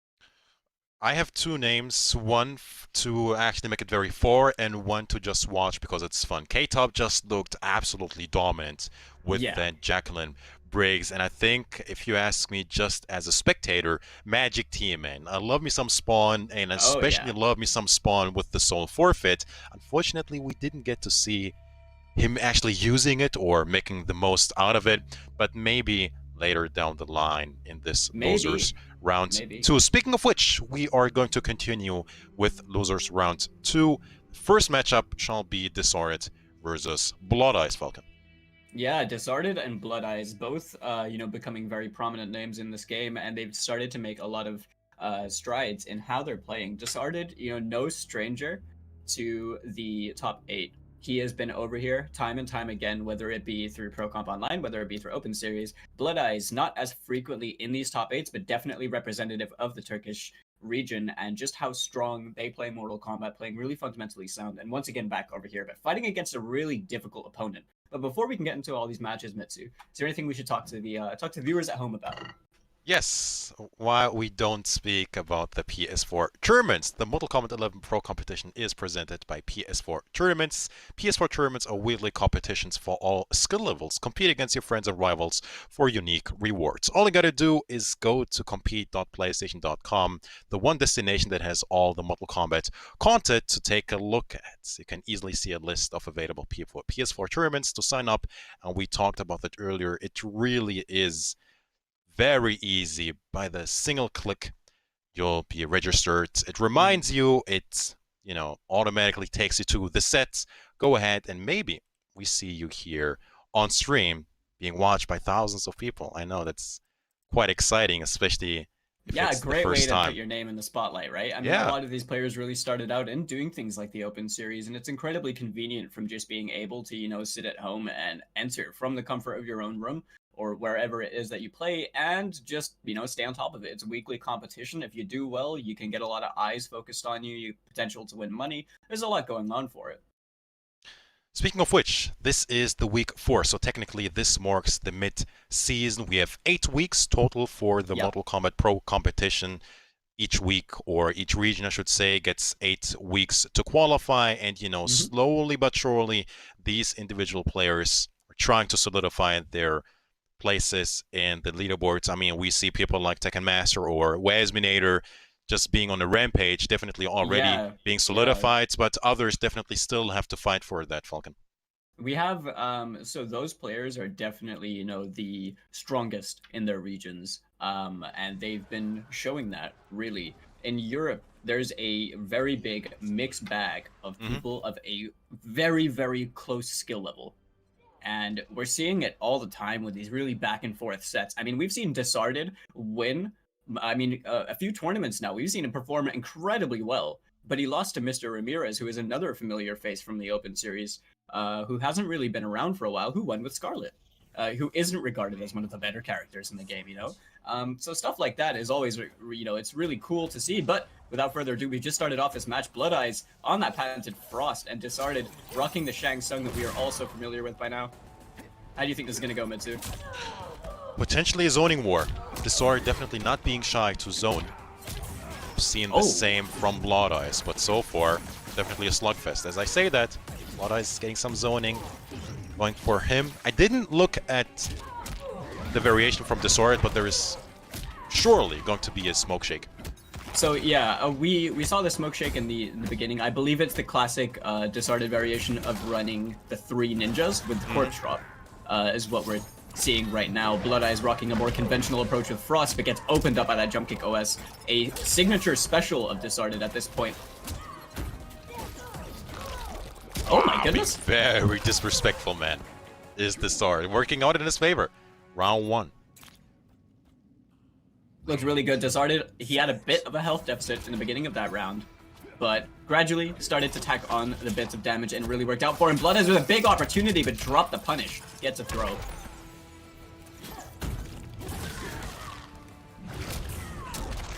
Oh, from downtown. Give me that spine. Thank you very much. Oh, yep, using the rest of the string. I like the use of the forward 2 as well, just to chase him down. Use that to try and run away. And the anti-air. From that range as well. Standing 3. Counter. Alright, the jump over on the throw. Blood Eyes now, he has the fatal blow to work with. Disarded only needs this round. Going for the Hail Mary down 2, didn't quite work out. The Ice Quake gonna get punished though. Has to spend a break. Escape failed for good measures. It's going to be Disard who strikes first blood, taking the first game. Yeah, definitely. A really impressive performance. He just seems solid in his ability to, play the game. Blood Eyes unfortunately missed a few opportunities and kind of just took a lot of damage working his way towards Disarded and in these little things. That final Ice Quake at the end was quite a risk in that situation, but he did have the bar to break. Unfortunately, didn't really work out in the way that he wanted, but Disarded showing once again just why he's been such a consistent player, from the CIS region, dominating many of the European players. But Blood Eyes is definitely no slouch, and we're going to see some adaptations going into this next game. Oh, it also looks like we are going to see a character change from Blood Eyes. So we've seen him use Shiva before on stream, but a Scorpion, I don't think I've seen him use a Scorpion before. It makes sense against a Premier Zoner, trying to shut that down, not actually counter zone, but finding a way to beat it. Yeah, I mean, having access to the helport cancel is really big anyway. Now, Demon Breath, on the other hand, is not as special. Yeah, I mean, you as the Scorpion aficionado yourself, would you like to talk about Demon Breath to the viewers at home? Now, Demon Breath, definitely a good restand tool, but it's actually a custom move that we, I think, don't see at all in higher levels. I'm really interested what he does with it. Alright, the jump kick OS, maximum range on that soul lift. Cashes out for almost 26%, but the jump back teleport catches him, forces the breakaway from Disarded, but he's gonna get the corner over here, Mitsu. Oh, I think that was an option select. That's standing 2. Also fishing for a up 2 there. Very now he good had- first round. He's just looking for his moment to try and play reactionary. The helport cancel being used has a little bit of space to work with, but right now a lot of jumps going on. Disarded not trying to challenge. He got it! The raw spear. It was honestly, that's all he really needed to look out for. Really good presence of mind from Blood Eyes. Happy to spend the fatal blow to guarantee the round off and an easy confirm when that spear connected. But that was pretty expensive because now that's a big damage resource that you don't have. So if Disarded is able to ruin a train in these last 2 rounds, Blood Eyes is down on that. So it might come back to bite him, but he feels like it was the best decision to use that in the round. But the opening from Disarded right here cashes down the damage. Fishing for that breakaway, not getting it. The escape This is looking failed as really well. good. Or Blood Eyes. Scorpion Pick definitely working out a little bit better for him. Respecting the corpse drop, not trying anything fancy at the moment, just looking to buy some space, but a brilliant challenge on a helport cancel from Disarded. And a toasty! For good measures, beautiful stuff. Now, I like that decision right there from Blood Eyes. Just teleport yourself out the corner, right? Like, I'm pretty sure he knew that was a lost round. And he just wanted to get himself the favorable positioning to work with over here. As he's now just choosing to back off. Play this part of the screen with Disarded. Checks in with the back 3, but Shang being slippery as ever. That jump kick being converted into a nice chunk of damage right here for Disarded. Spins the bar as well. Wow, 320. That's a lot for Shang Tsung. This variation anyway. Definitely Playing is. for 2 as well. This is gonna hurt. Back to back and the overhead. Yeah, right into the guessing game right there off that back one. Now we can't go into the reptile slide for anyone unaware. But The heck? Disarded. Kill him twice? Disarded just had him in that corner and had him locked down in place. Holding everything, it was really just a few instances of guessing wrong for Blood Eyes, but the Scorpion pick seemed to work a little bit better for him than Frost did.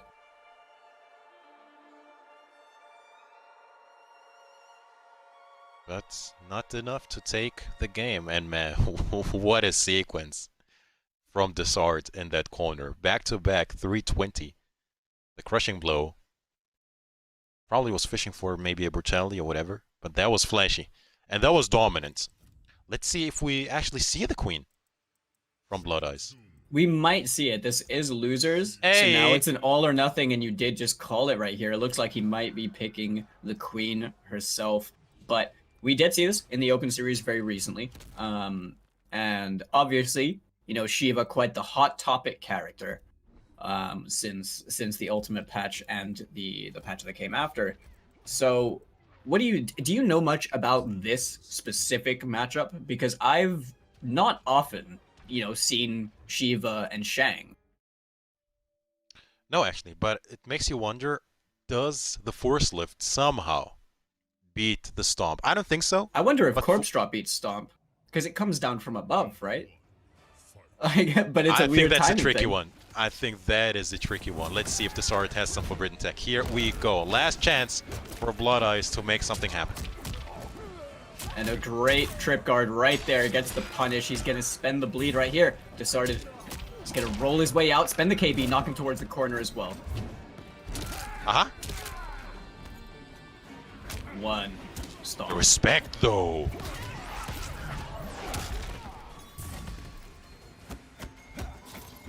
Very good block, man. That was tricky. Did not get shimmied this time. Disarded now finding a lot of stray hits, trying to catch Blood Eyes, squirming a little bit. No punish. Pushback messed him up a bit. The backdash on the stomp. No punish though. It's a very tricky punish to get down, but that stomp. No! Oh, just whiffing. Oh, and the late breakaway, he still believes. I mean, this is technically, danger. one hit into Fatal Blow. Hold on a minute. And Not that gonna matter. did not matter. The cheeky low checks from Disarded closes out the round for himself. He is now on set point, looking to advance further into this tournament with the Stomp. Has the Oki to work with. This Blood Eyes, oh my god! Fished him out the sky. Really good for Blood Eyes. Needs to keep it up. Oh. Checks him Everything again. is working out, Falcon. He's just, right now, it looks like he's in Disarded's head, goes for the bonk. Oh, grabs him by the ankles again. Chuck him down. Disarded's bleeding now. Took a little bit of damage on that jump out. He's taking a little bit more. Has the Fatal Blow to work with. Great confirm. Blood Eyes without the break. Oh, the risky stuff. The air-to-air, nothing afterwards. Oh, it tracked the back roll. Brilliant stuff and awareness from Blood Eyes to snuff out that option from Disarded. Tying things up. He's starting to fight back now, Mitsu. Wow. Out of danger. Easy punish with the standing 3. With patience from Blood Eyes. But tries to space that one out, but a bit trickier on that final hit. What's it gonna be? Again, oh, right in front. Disarded just stood there. He held his position. That was a very, very firm read. He was right. All right, Oki situation. Playing respectfully, Blood Eyes is. With Oh, the smoke shake. goodness. And that is... That's gonna be that. It's, yeah. Disorded, convincing fashion. Sending Blood Eyes out of the tournament with the 3-0. Advancing in the tournament. Yeah, definitely. You know, looking super, super strong as always. We can't really give this player enough credit. Even when he's down in the losers bracket, he still has that same energy about him. He still has that same drive to win. If not, it's being amplified. But Blood Eyes honestly was making some really good call-outs. Those stomps did not work out as I'm sure that he would have liked. Because honestly, very few of them actually connected, if any. I think he only landed maybe 1 stomp, 2, something like that. The rest were whiffed. And in that situation, you know, I kind of came back, like that tool of destruction kind of came back to bite him in the behind. It definitely wasn't enough to make it happen, but good job for or two Blood Eyes who might even move up in the rankings a bit. Before this tournament, he was at 9th with 210 points, so maybe he's in that magic spot, just shy of top 8 or in top 8 after this week's placing. Yeah, so I'm sure we'll see him in the future. You know, we have still 4 weeks to go, so who knows? We might see him at the end of the season as well. But for now, it's going to be K-Top versus Magic T, and like I said, I hope it's going to be a spawn, Falcon. This is something I really look forward to. I think Magic T is a very enjoyable player to watch. I know that he's mostly known for the noob Cybot, has a very good noob at that. Has known to be, you know, played characters like Baraka and stuff in the past, but, you know, reasonably doesn't really want to be playing characters like that much anymore.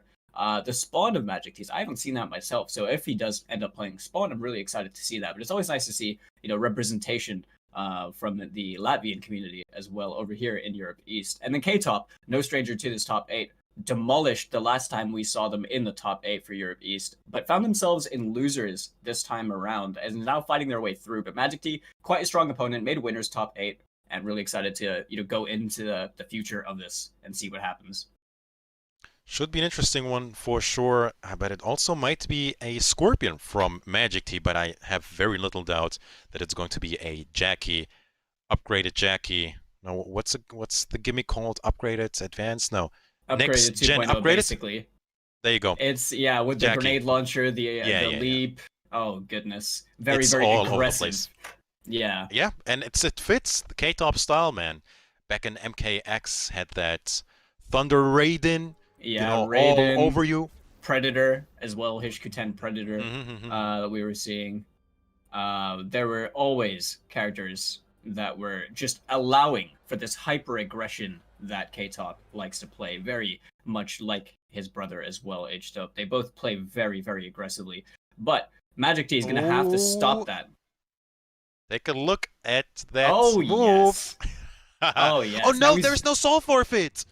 No! He doesn't want to be rocking that charging hell spawn, that 2-slot move, he's going to prioritize the damage, which spawn is definitely one of the kings of, is dishing out a ridiculous amount of damage. The +2 right there. Oh, whip punish. He hurts, that's for sure, as he should. Yeah, very, very representative of the character. I'm glad he gets a truck. But K-Top, man. Now this is a favorable position.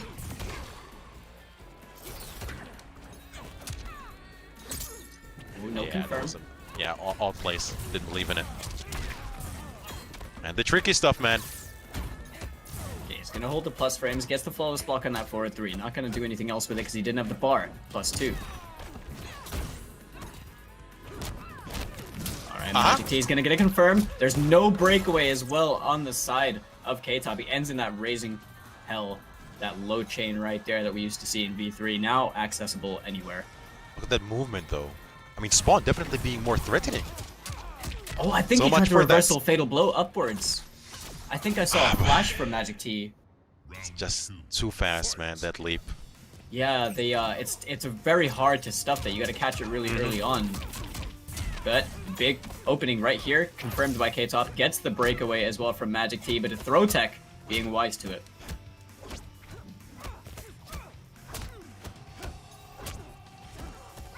Nice to stagger with that 1-1. Yeah, a lot of +2s into that down one, and it's a +15 down one as well, so you know he's going to consistently be able to jail off of that on hit. Yeah, it keeps you honest. Yep, spends the Ouch. KB. And that is pretty much going to be curtains over here with that damage over time in the corner. That's Using the just charging mean. health spawn. Yeah, That is it's just like, mean, man. It is just, you know, it's smart. It's miserable. It's a very clever strategy, but it's brutal to be on the receiving end of. But K-Top, just like that, you know, sifting away the first game. Magic T had a few moments. I really like the idea to try and fatal blow upwards to catch the leap, but that didn't quite work out for him as he hoped. So K-Top still riding that momentum that he had earlier against Mobster, and he's looking really good, if I may say so, to make it 4 in the tournament. But let's not count out Magic T just yet. Definitely not. This guy did make winners this week. Only, I mean, I don't think it was a destructive set between him and Mercer. Mercer was definitely playing a very aggressive way, but Magic T had his moments in that set. Oh my god, are we actually going to see Please. the Baraka I'm all pick? for it. I'm all for it.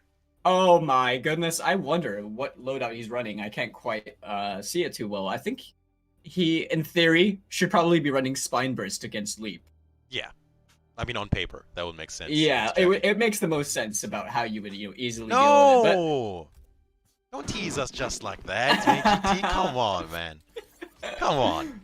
You gotta do what you gotta do. Baraka versus Jackie, I can't comment on, but I'm sure there is some part of him that feels like, you know, it's just better to stick it out with Noob. But this is definitely his premier character, I will say. I think, you know, Magic T, along with people like Swift Frazier and stuff, are the representative Noob Saibot players this side of the world.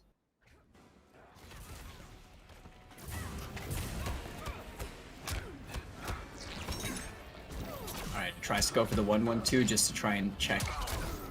Ending in the slide. No dash punch confirmed from K-Top right there. But sifting underneath the jump in, that doesn't often happen. I was really fortunate for a Magic T. That worked out like a charm. It was all a read. And the double grenade right there. I think he did that on purpose. Fortunate breakaway for Magic T there. K-Top doesn't have the bar to spend. Oh, a brilliant challenge. Drop the confirm though, but gets the 2-1-2. This is still doable. I don't And know, so much for Mitsu. that. No, the drop, Falcon. That was a really big drop. Gets the standing confirm into the fatal blow. Exactly what he needed, and Magic T steals that round away. I mean, we've seen that time and time again in this top 8.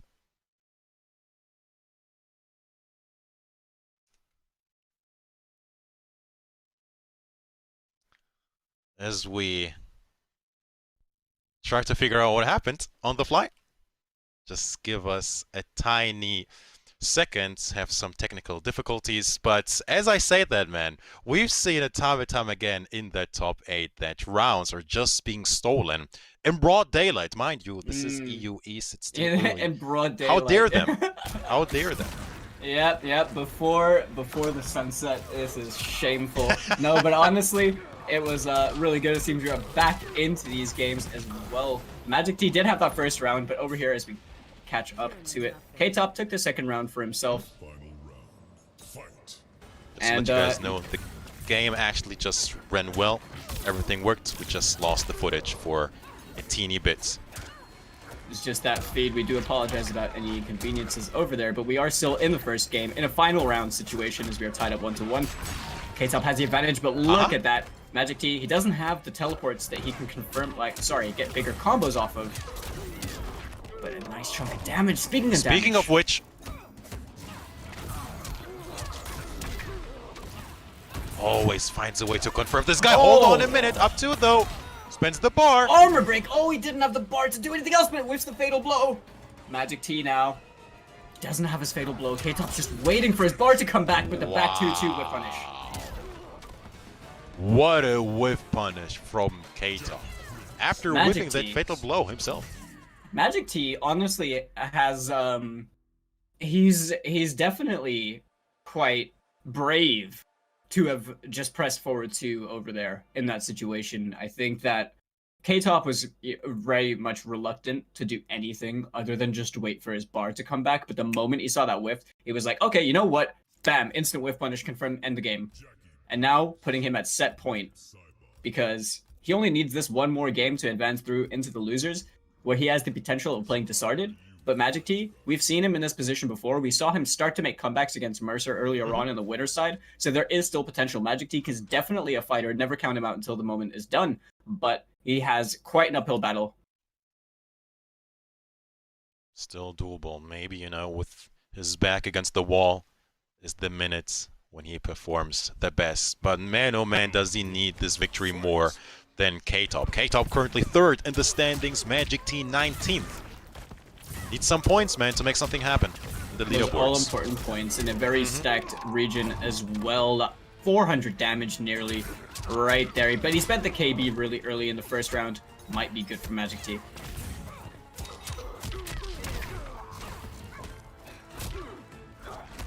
Okay, the trade. Seeing Magic T just trying to fill it out. K-Top being really patient. Confirm on the down 3. Goes straight into his pressure and now only has one more round to win to advance on to fight against Disarded. I think that's the key word, patience. I mean, K-Top is not afraid to just block. He knows exactly when his turn is and, you know, making the most out of it. What an anti-air, though. I love to see that. I was thinking that would be one of the options he would go for, and actually seeing it work is great. Gets launched, though. Has to break.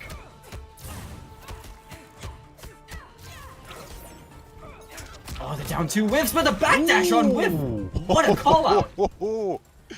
Beautiful stuff from Magic.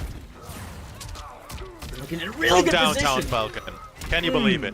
Over the slide, he has the fatal blow. Magic T does not have the breakaway. Didn't need to use it right there to K-Top. Oh my goodness, down 1 fatal blow, and it only worked because Magic T jumped. And K-Top, just like that, he is going to advance to fight against Disarded. Moving on in the loser's bracket, sending Magic T home. But commiserations to Magic T for doing an excellent job to make it into this top 8. Is definitely going to be getting some of those points to raise the position from that 19th that you mentioned earlier on, Metsu. Now 1 fatal blow. He tried that earlier. It didn't work, but as you touched on, it only worked because he jumped. Magic T, unfortunately, being eliminated from the tournament, but maybe we'll see him, you know, more during this season. We still have 4 weeks to go, but that was that for this week. Anyway, K-Top advancing, which sets up Disarded versus K-Top later on. Now, this is a matchup. This is a juicy one, Falcon. That's basically a grand finals match right there. And that's in losers. Only one of those guys is going to advance on to win this week, potentially. And that is crazy to take in. Both these guys have done damage continuously in this region. And K-Top, you know, after winning last time, 3-0ing Monstar, just running a train on Magic T as well. And really, you can tell, is just hungry for this win. We'll see that after a while. Actually, we'll jump into winner's side of action, which will be Mercer versus Ramirez. But before we do that, let's quickly talk about the official audio partner of the Mortal Kombat 11 Pro competition, Astro Gaming. Our headsets, our audio is proudly sponsored and powered by Astro for the entirety of the season. If you like what you see, go ahead and check out astrogaming.com to find out more about all their officially licensed PlayStation audio products, which are available right now. And they are really comfortable as well, might I add. I am definitely the person, I think I can speak for many people that wear glasses. Headsets can give you headaches a lot of the time, because of how tight the headbands can be at times. But these just feel great, honestly. And the audio quality on them is great as well. That is a no-shill, honest review. The Astro headsets are honestly great, and we do want to give them big shout outs as well for sponsoring the Pro Competition online. But thanks for giving it love. Yeah, thanks for giving it, the Pro Competition, the whole season, all of that love. But for now, as you said, winners finals. Let's take a look at the brackets actually to see how this top 8 currently is looking and the story of the tournament so far. So in winners finals, it is going to be Mercer versus Mr. Ramirez. Now, Mr. Ramirez is in top 8 for a reason. He actually took down K-Top. Not an easy task whatsoever. He is Mercer, we've seen him time and time again in these PlayStation tournaments and Mortal Kombat 11 Pro competition tournaments. This is, I don't know what to call it, and I don't know if this winner necessarily takes the tournament, but this is one for the books. This is an important one. It's a hard matchup to call, isn't it? Because Scorpion and Scarlet I think it's like they both kind of control space in their own ways, but Scorpion has the helport cancel. We know that Mercer likes to use that a lot. And I feel like it would be, kind of awkward from the perspective of a Scarlet player playing this matchup. But Mr. Ramirez, taking down K-Top, as you said, took down a Disarded in the winner's side as well, is looking incredibly strong today. So honestly, I feel like is potentially going to be taking down Mercer over here if he's been playing as well as he has before. But Mercer continuously being the ever so aggressive player that we see time and time again. The crazy thing is that none of these players are in top 8 so far in the leaderboards. Mercer just shy with 165 points. Yeah, that is crazy, but these guys are definitely bringing the heat. Still have 4 in the leaderboards, man. We still have those 4 extra weeks after this one. Extra tries for these guys to start building up those points, but they are in a really good position as we are now the winner of this guaranteed minimum third. A nice chunk of those points right there. Oh, definitely. Third place, 230 points, actually. You can tell Mr. Ramirez is trying to fish for those helport cancels with all these down ones, trying to probably bait like a blood tongue, trying to bluff the startup animation or something, but that is going to work out favorably right there for Mercer. Using the same blade for the extension, cashing out on the damage with the Spear Ender. Ramirez just playing the stagger game, gonna knock Mercer towards a corner, but I'm sure we're gonna see a teleport straight out. He doesn't want to deal with that. What you were saying. Gets thrown straight back into the corner, though. It's like Ramirez is trying to force him to use all this defensive bar. Working so far. Getting one back. Good patience. Alright, all those blocks and the up two as well. Hold on a minute. It is about time someone has blown up that stagger, because it has been running a train on people for a while. Both Mercer and Mirko have been doing a lot of damage with that forward 4-2 stagger. But regardless of that, Mercer still won the first round. I'm surprised he actually went with a crushing blow. Did have the bar. Could have just spent that one to whatever end down. Often to keep it, safe. Oh, a good block. Oh my god, a micro duck on that standing one, but a brilliant flawless block reversal again from Mr. Ramirez. I like what I'm seeing, Falcon. Spend the bar, get the extra damage, gonna set up the rain. Now Ramirez, right here, just playing the voodoo game, gets the back throw. The voodoo game. The tricky stuff, man. That is really hard to do. Yeah, Sinblade got a bit of an awkward timing on it. Ah, the 4-4 to blow up the flawless block this time. Straight into the spear to blow up the up 2 attempt. Mercer with the maniac stuff. Oh, that was a punish. Oh, yes. Wow. Great matchup knowledge right there from Ramirez. I hadn't even considered that. That feels like one of the most obvious things right there. Oh, maybe not. Maybe couldn't do it from that close. Oh, hold on. Oh, wow. The dash in throw. No fear from Mr. Ramirez. Yeah, that was Staying alive. incredibly ballsy right there, but I really rate the decision because he just got himself the round, keeps himself alive right now. Mr. Ramirez playing really patient. Mercer just trying to find an approach. There's one. Good block on the overhead. I like the adaptation to start using mids over there instead because he recognized that Mercer ducked him the first time he tried to challenge with stand 1.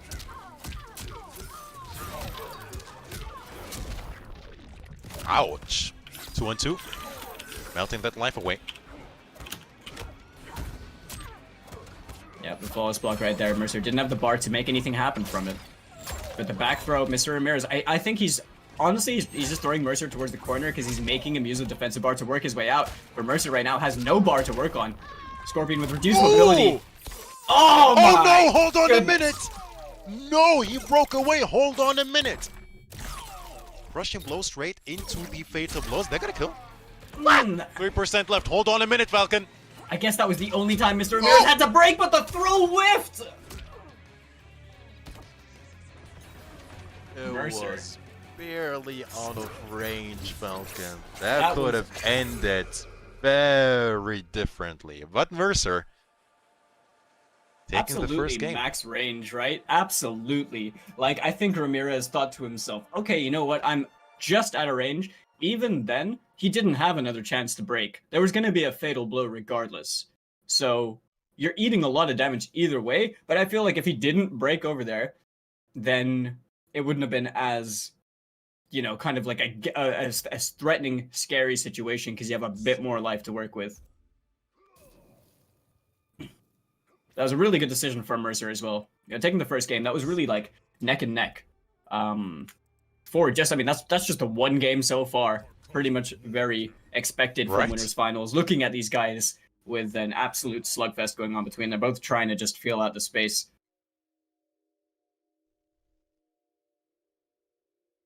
So straight rematch. No surprises here from both of these gentlemen. I think very honest sets between these two.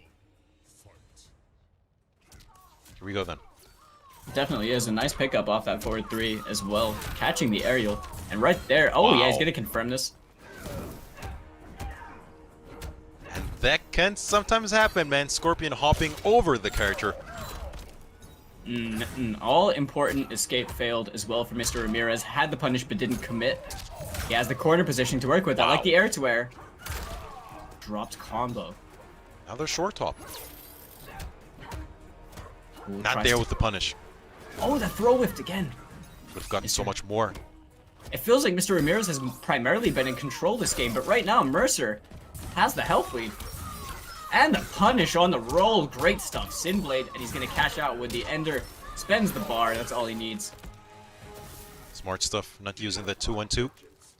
Rushing blow. Round 2. To get the round, just takes that offensive bar, which has already been regenerated back. Yeah, for sure. He's going to cash the forward throw right here. Up 3 spent from Mr. Ramirez. He's going to use those plus frames for the reversal teleport.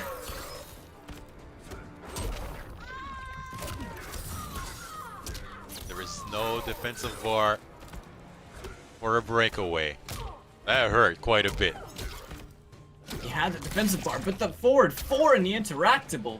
So One tricky, hit this away. guy, man. What the heck? Who does that? I like Forward the use 4 of interactables, interactable. honestly. Yeah, it's you know, the forward 4 spear, the forward 4 2. He's been playing the mind game a little bit, but now he's starting to incorporate the stages as an added layer on that mind game, and Mercer is now 2-0, looking really strong against Mr. Ramirez right now.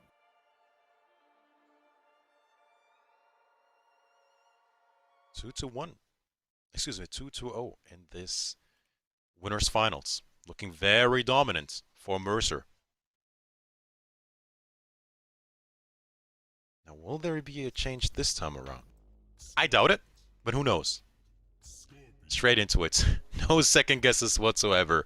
Mr. Ramirez is betting his winner's tournament life on the Scarlet, which I do took him respect this far, of course. Yeah, like we know that Ramirez plays a few different characters. We've seen different characters on the Open Series. We've seen Shiva, we've seen a few others. But Mr. Ramirez has always had a very prominent Scarlet, and a very threatening one at that. And it's not often that you see representation of this character within Europe. There's very few Scarlet players, but they are good Scarlet players.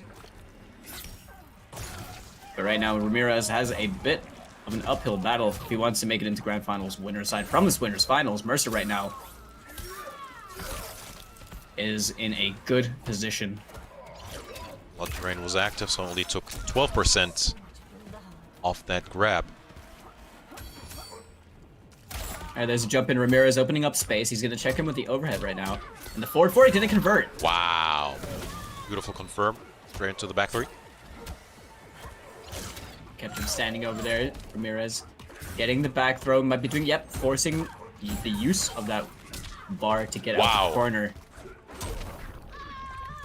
And it's another crushing blow. Yeah, that was really damaging both players in Fatal Blow territory right now. Mr. Ramirez trying to do something. Punish. That spear. Yes, he did. Nice throw tech. Jumping? No, straight back 1 is going to seal the deal. Doesn't need the bar. Surprised didn't end in the spear. Yeah, right? Yeah, I'm confused about that too for the corner. It's gonna matter too much. This is Scorpion. And the second hit of back 2 punishing. What? That was so fortunate for Mercer. And the Catches Sin out Blade. with the 2-1-2. That opener cashing out a nice little bit of damage. Mr. Ramirez bleeding ever so slightly. He's going to cash over here with that forward 4 hit confirmed for a nice 27%. Brain is active.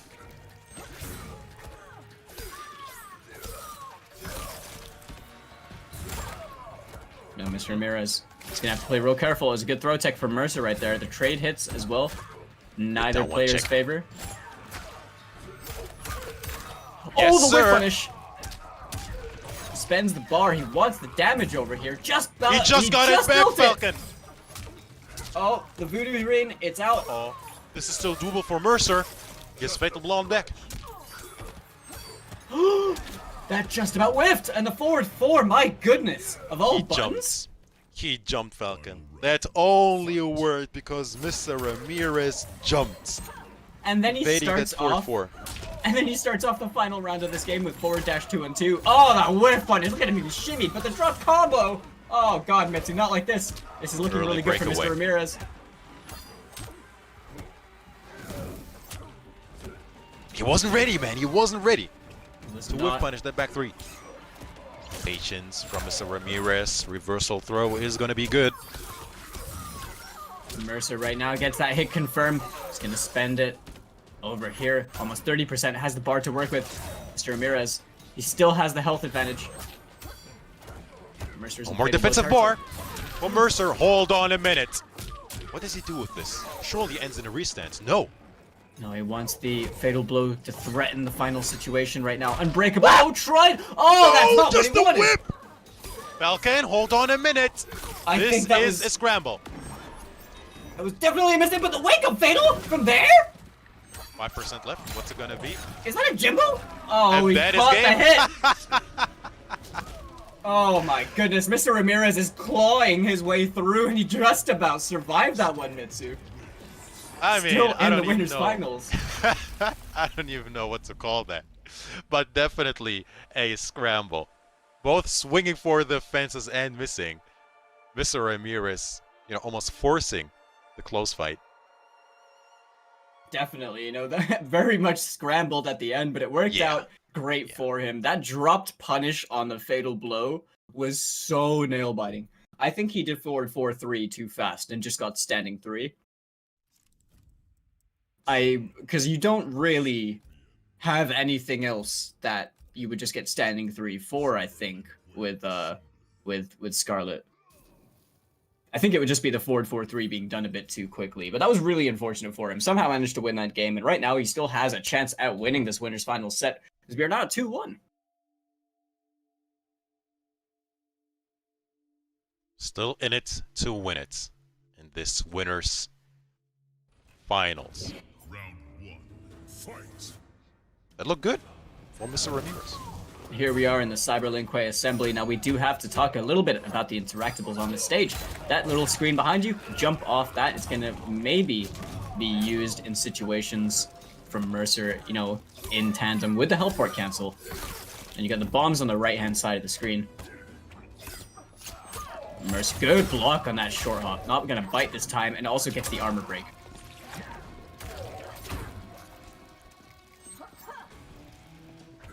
What punish from Mercer? Oh my Gets the jump God. in though. That looked like the right call, but it unfortunately On whiffed paper. for Mr. Ramirez. Yeah, right. The second hit of the teleport missing. All right, spends out. Nice bit of damage right there. Sets up the rain. Gonna just sit in over here. Mercer now uses the forward Scary throw. Has a thing chance. is, it's still winnable as I say that. The up 3 sealing the deal. But Mercer, man, how many 4-3 crushing blows have we seen from him? Pretty much all he consistent needed. usage of that every Right? game. Once again, a nice pickup off that forward 3 on an airborne opponent. 25%, not too much damage, but he gets himself in good position. Oh, a great jump in on the up 3. What a call Jump out. into as well. Beautiful stuff from Mercer. Flawless block, nothing afterwards. Yeah, I didn't have the defensive bar actually to make something happen. Mr. Ramirez now potentially could be in the driver's seat. Great punish on the teleport. He was in Mercer's head right there. He had no other options. Mr. Ramirez setting up the rain right now. Kind of likes to play Super- Ramirez Oh! now. Go for the stagger into the throw. Oh, no punish on the up 2. What's it gonna be? The tongue? I like the idea to go for the midi low. Not there with the punish of the up 3. Oh, Excuse me. Oh no. Oh, this is Double really pick nail the biting ball. Mitsu. He didn't confirm it. Another the back misconfirm. Ah, the flawless block. Oh my The goodness. The back 2s. I mean, he's safe. He's safe here. Oh, he Yes. threw the bomb. He threw the bomb. When he threw the bomb. I heavily respect the option, especially with, 3% left for Mercer, but it was just the wrong call, excuse me. Match point Mercer. Right on. Flawless block right there on the 4-3-4, not letting him show off the sandals anymore for the rest of this. And spends it right there, 32%. Ooh, oh, never We're mind, he saying, got the Falcon. KB. He wanted to show him the sandals. Gets the knockdown by the corner. With the rollout, Ramirez did not commit to the punish. He didn't believe in the punish, Falcon. Didn't. Good block. The back three. I like him to go with the throw maybe after a block back three. I think he's fearing getting micro-ducked a bit too much. Okay, the throw again. Mercer right now, he's working a little momentum in his favor. Very even. Very even final round here. It's game 4. Missed the punish again on that spear. Gonna have to get those consistent if he's able to throw it out there. Alright, Too doesn't late. get Wasn't the a punish. reversal. Wasn't a reversal. And Mercer I mean, now, how he's many just using chances it. is he going to give you? Yeah, and now Smart, Mercer's just using smart. the spear. Like, he knows that he's not being punished for it. Time, Falcon, time. 17 seconds. Yep. 15, he has So a jump Ramirez- interactable right next to him. Needs to make something happen here.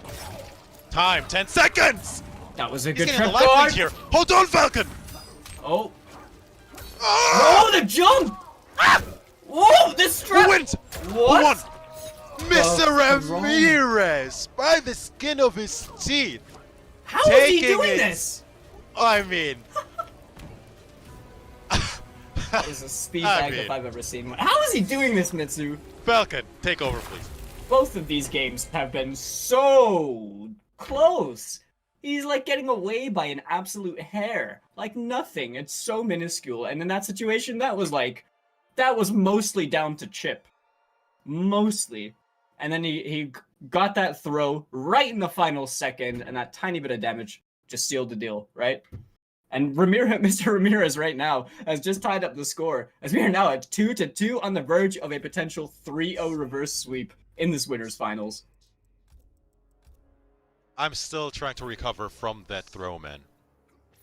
The initial hit of that throw was enough to give him the life advantage. I mean, that was so close. Honestly, hey. Mr. Ramirez has been making he's been taking advantage excellently and making the most of these very scramble situations. He's been doing a fantastic job at just I don't want to know I don't know if he's staying composed, but he's been winning the games, right? So there's a staying level alive. of composition at least over there. He's staying alive. That's what he's doing. Final match. Winners finals. Mr. Ramirez versus Mercer. What a set so far. And what a start for Mercer here. Oh, And punish that on the is up three. That is just filthy. Filthy tech to beat the up 3 attempt. Oh, is that a flawless block attempt or something? I am so confused.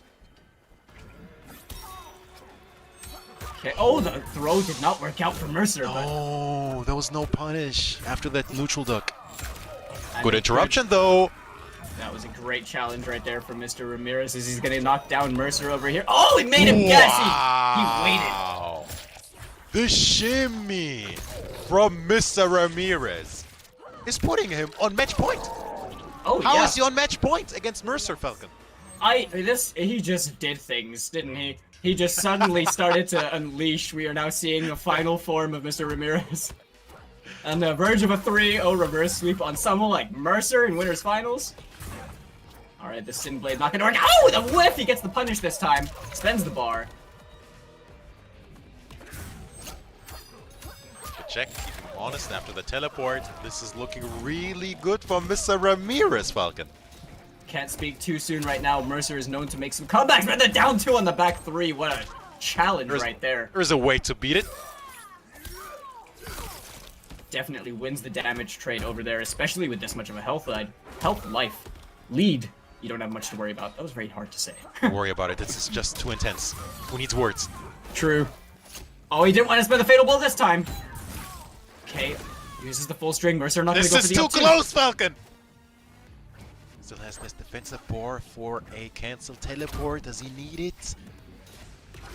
Flawless lock on the tongue. Oh, the flawless block. He didn't have the defensive bar. What a flawless! Oh, what a tech on that throw!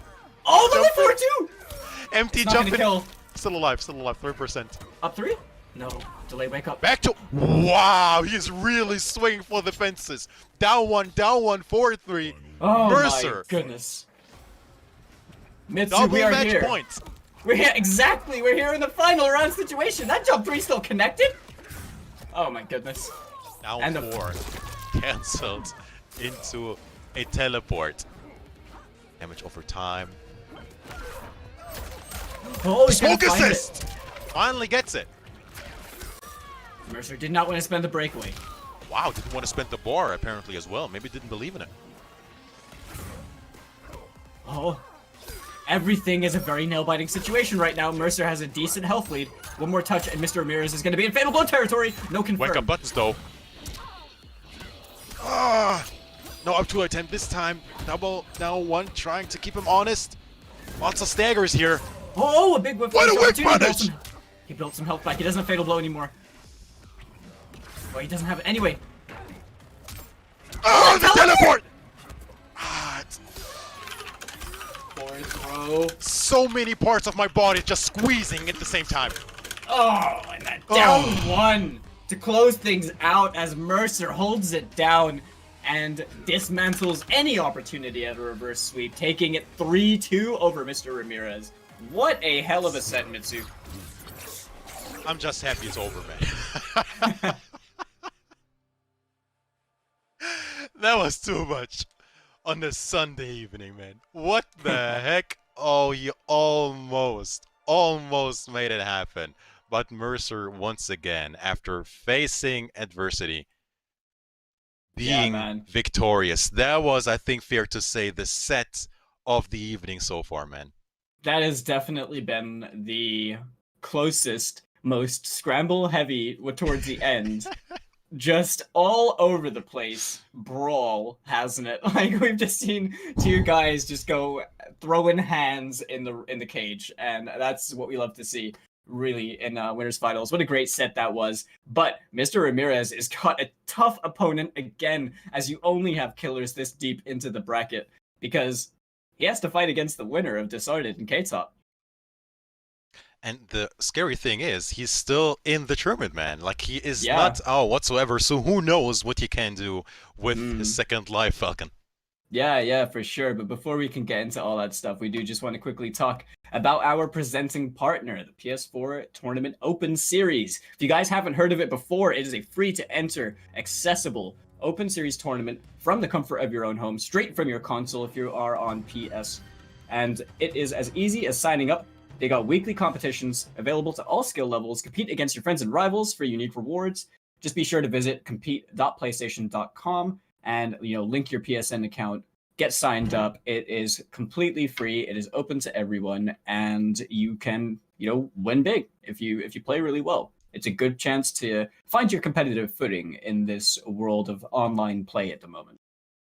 Definitely, and to make a name for yourself. I mean, Yeah. a few years ago, you just made a name for yourself, in like first to tens or, mostly community-based or hosted events. Nowadays, it's much easier. It's much easier to attract thousands of people with this platform that we have due to the Mortal Kombat 11 Pro competition. So thanks to all the partners for supporting this, series. And, we still have a lot of action where this came from. But for now, it's going back into losers action. We have Dishonored versus K-Top standing by, and this might be another, this is going to be another one of those situations, Falcon, man. Yeah, I'm expecting this to be an all-out. Both of these guys are so aggressive. So we're watching K-Top. So far has been the strongest performing Greek player since the Ultimate patch has come out. And then we have on the other side, Disarded, an incredibly dominant performance that we've been seeing as of late from him, from the Russian Shang player. And now when we have both these guys clashing, I don't think we've seen these guys play very often, but when they play, it is really, really balls to the wall. So both staying honest with their characters. It is going to be Shang Tsung from Dishonored versus Jackie from K-Top. I mean, would be surprising to see otherwise, especially seeing how well they've done respectively in the tournament so far with their characters. Looking forward to this one, man. Loser side. Yeah, only one of these guys is going to be making it through to fight against Mr. Ramirez. Hard to believe when both these... Oh, he just went for 3 of them? Disarded held block patiently through all of that, but didn't really get much off of it. Oh, and a nice punish. He just... Very wise, good call out. Knowing Disarded wasn't going to spend the bar over there, but he finds the hit. Patience. Oh, he blocked! Immediately sending a message to Dishonored. Don't you ever try your mix-ups on me. I feel like he could have gotten a much better punish off of it. Potentially could have even closed out the round over there, but now Disarded has a chance. He has the corner. Plus frames. Checks him with the standing 3. Oh, a nice challenge, but the corpse drop trades.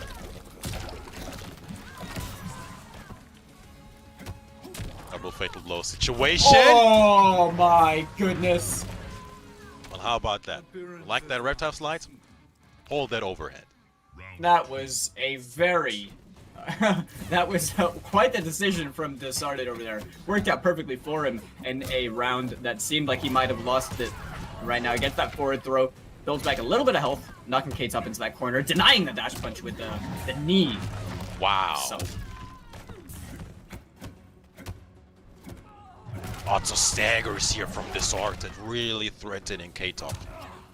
He is just forcing K-Top to respect him right now, and K-Top's execution is looking a little bit sloppy, might I add, Mitsu. But right there, speaking of it, never mind, gets a 3-3 reposition, tiny bit of that burn damage. And this might be death? Nope, 5%. Very close, and that is that. Disarded, diffusing K-Top, who's just been on fire. In this top 8. Disarded has been playing very well. But that round, it's hard to believe that round was against someone like K-Top. Because it's not often you see K-Top being the person who is just sitting there blocking, respecting the other person, because he's making his opponent do that. But in this situation, he's just getting clipped by things that, Disarded is doing smart stuff against what K-Top is trying to do. He's doing down 2 on block into just completely stand still 1-1-4 because he knows that K-Top's coming in to press a button. And it works. Stuff like that is working for him. And it seems just frustrating for K-Top at the moment. There were a couple of missed opportunities when it came to a bit more damage cash out, but you know, I think we're going to see the adaptations going into this next match. Both these guys are incredibly good players, adapting on the fly quite a lot as well.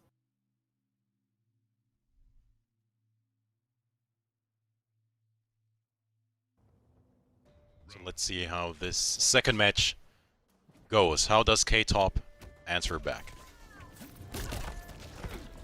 Once again, loser semifinals. Loser will be eliminated. That's a way better start immediately for K-Top. Look at that, man.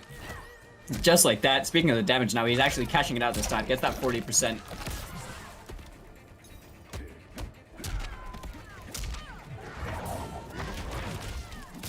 Really smart stuff going into the first lift. Yeah, tries to use that 1-1 stagger. Didn't work out. The delay wake up. K-Top being wise to it as he's now fighting his way out the corner. Below plus frames. Good flawless block afterwards. No more bar whatsoever for K-Top though. Oh my god! That was an insane call out. I mean, usually in this situation, I feel like a Shang would probably go into a 1-1 or something to jail you, but K-Top made a hard read and just reversal fatal blow straight through it. Oh, the reptile slide not gonna work out. Speaking of hard read, man. Tried to slide in from downtown. K-Top being wise to it, watching his feet. Okay, the amplify on that corpse drop, getting a little bit of damage for Disarded. Gets the punish. Ooh. Okay, plus frames. Choosing to be respectful. Oh, the duck, but no punish. He did everything right. He called the down 2 out. Didn't find the punish though. Nice throw escape though. Gets clipped by that grenade launcher. K-Top tried to make a read on the breakaway right there. Tried to get some damage. Tried to bait it. Didn't bite. Didn't started. As he now gets an anti-air. Forces the breakaway from K-Top. Has the corner with the plus frames.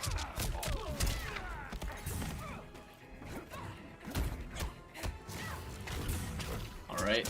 Using the grenade launcher is not going to work out for him. This can, I think it can kill. I'm not sure about the scaling. Yeah, yeah. About 41%. It's 950 health though.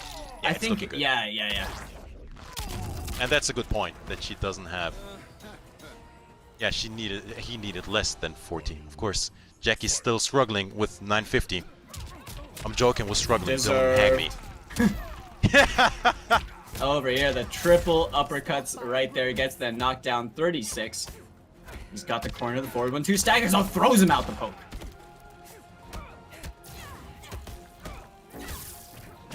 Okay, plus frames. Oh, the grenade launcher straight away. What a call out. Right there, the challenge attempt from Disarded. Gets the throw tech, but to what avail? The duck! It's so much more though, man. Even the damage over time. Yeah, I mean... Oh! Yep, he's burning. He's burning. K-Top only has to do that. Gotta play. Oh, he tried to find a whiff punish. He could have turtled so much the minute he got all of that life lead. It's going to be 1 apiece. Pretty much what we expected between both these guys, right? It seems like neither player has a distinct advantage, but both players are very happy to play their own game. But it seems to be a very snowball effect, where one person plays their game, they have momentum for a while, then the other person steals that momentum for a while, and it really goes back and forth. Where Disarded was in control of the tempo in the first game, but K-Top took that in the second.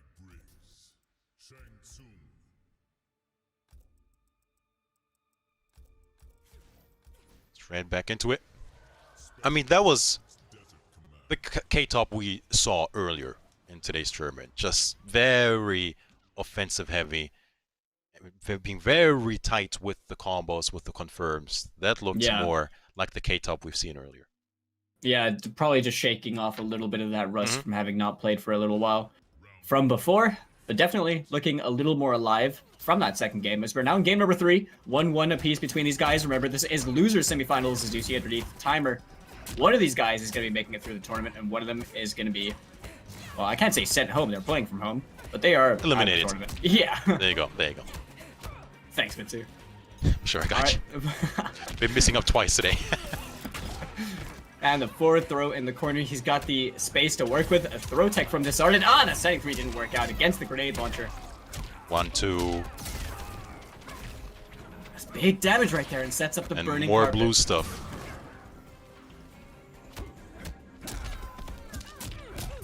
Okay, maybe try Good to get meaty. a flawless block. With patience, but even chip at this point, man. It's I mean, this stagger. is just a very dangerous position to be in. He gets a tiny bit of health back. I'm not sure it's gonna help too much as he's now burning. Yeah, that's gonna be that. K-Top That is now. just tragic. Yeah, what can you do in that situation? You know, Suffer. It's yeah.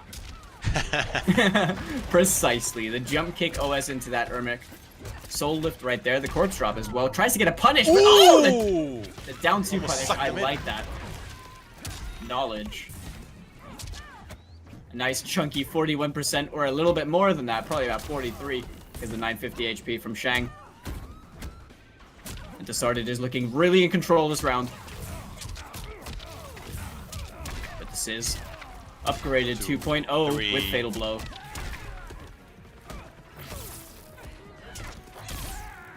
Grab after the plus frames. Does he run this one back? Oh my goodness. Couldn't quite get the combo over there, but that's not gonna matter. The 1-1-2 into the Fatal Blow. Finds the hit. Just had Disarded blocking for a bit too long. Disarded made a couple wrong choices in trying to challenge in the situations and just got clipped for it. As you see, a comeback from K-Top now has the lead in the points in this set over here. As he's now up 2-1. What a sequence. I mean, what can you say about that? Just had the sword blocking for God knows how long. Found the hit, easy confirm. And that Yeah. was a comeback. K-Top being up 2-1. Disarded is definitely looking strong. He had that round, but I feel like, you know, the commentator's curse really kicked in over there. Where it's upgraded 2.0. She already hurts with a successful hit, right? She's already going to make you bleed and do damage over time. And then with Fatal Blow as well, you're running into meterless confirmable options that are, you know, unbreakable. So in that kind of situation, it is mega scary to be on the defensive against a character like Jackie with those resources at her disposal. And, you know, K-Top took full advantage of that, is now on set point, looking to potentially eliminate Disarded. Wouldn't surprise me if we went to a match 5. That would not surprise me indeed either. But far away from that, K-Top, not to be underestimated, but make this happen. Convincing and quick fashion. Let's see how this one plays out. Alright, Good Disarded. punish. Yeah, I really like how he's actively punishing that quite a lot. Not letting any of that being gotten away with. Okay, Disarded just holding his ground. Doesn't want to move too much. Escape failed as well. He's got the Oki to his K-Top. Oh, and that down 2? Evading that forward 2 string. This is gonna hurt so much right there. Ends without the actual ender right there. I'm not sure if that was just to keep him closer, Probably. He was looking for something. but Maybe Disarded 4-3 got himself around. range. Good grab. 1, 2. Okay, plus frames makes him hold the forward 3. Leaps himself into the corner though. Not gonna matter too much. This is Jackie. Gets that 3-3. Back into the corner you go. Plus frames again, counter hit. This is gonna hurt. Disarded. He tried to challenge without breakaway. Risky stuff. All over him. What a comeback. I mean, that is so disrespectful, man. That is just so mean. And just like that, K-Top puts himself on match point to eliminate Disarded. Guaranteed sadness is a very plausible option. Right there with that flame carpet. Oh, the back 2, whiffing, but no overcommitment from K-Top as he's now working on the pressure right here. Disarded. Oh, he didn't commit. Finds a hit though. Yeah, straight to down 2 in case of a breakaway. Speaking of which, no Oh, more this defensive bar. is looking really good for Disarded right now. He's gonna spend this and he's gonna get a nice chunk of damage, but no kill. A 1-1-2. So I think, as expected from both of us, Falcon, both guys all over each other. Now, almost taking turns at being dominant. Yeah, for sure. Very convincing round for K-Top. The Swords answering back in convincing fashion, and it all leads to this. A final game between K-Top and Disarted. Once again, losers semifinals. When Disarted has people in the corner, he's able to really enforce his very aggressive style. He makes people guess a lot. He's very good at using the 402 media like as a means of shimmying people. Now, there's something that I think works in MK11, and that's slow buttons being able, or buttons of a certain speed, they usually are slower, being able to shimmy people. And I feel like he does that a lot with 402 after he knocks someone down in the corner. And not just that, he's also got his 1-1 game. He's got his standing 3, which we use. Disarted probably uses standing 3 more than most Shangs that I see, if not all of them. A very good way of just using that just to space you and keep you at that certain range that he wants to. But K-Top's been playing incredibly aggressively and just making him hold it everywhere on the screen, cashing out huge amounts of damage every touch. Oh, what a punish on that whiff down too. Maybe Pulling the trigger. randomly? Yeah. Yeah, just a little bit too early on that, but Disarted has a good position to work with. Never mind that, the back throw and the Oki for K-Top right here is he's got the corner to work with the plus frames. Throw escape. And... oh no, that was the worst case scenario for Disarted. Got put in the corner as well after getting a absolute beating. K-Top on match point. Looking really, really strong in this final game and hungry to make it further to these points. More offensive. Or just got it back.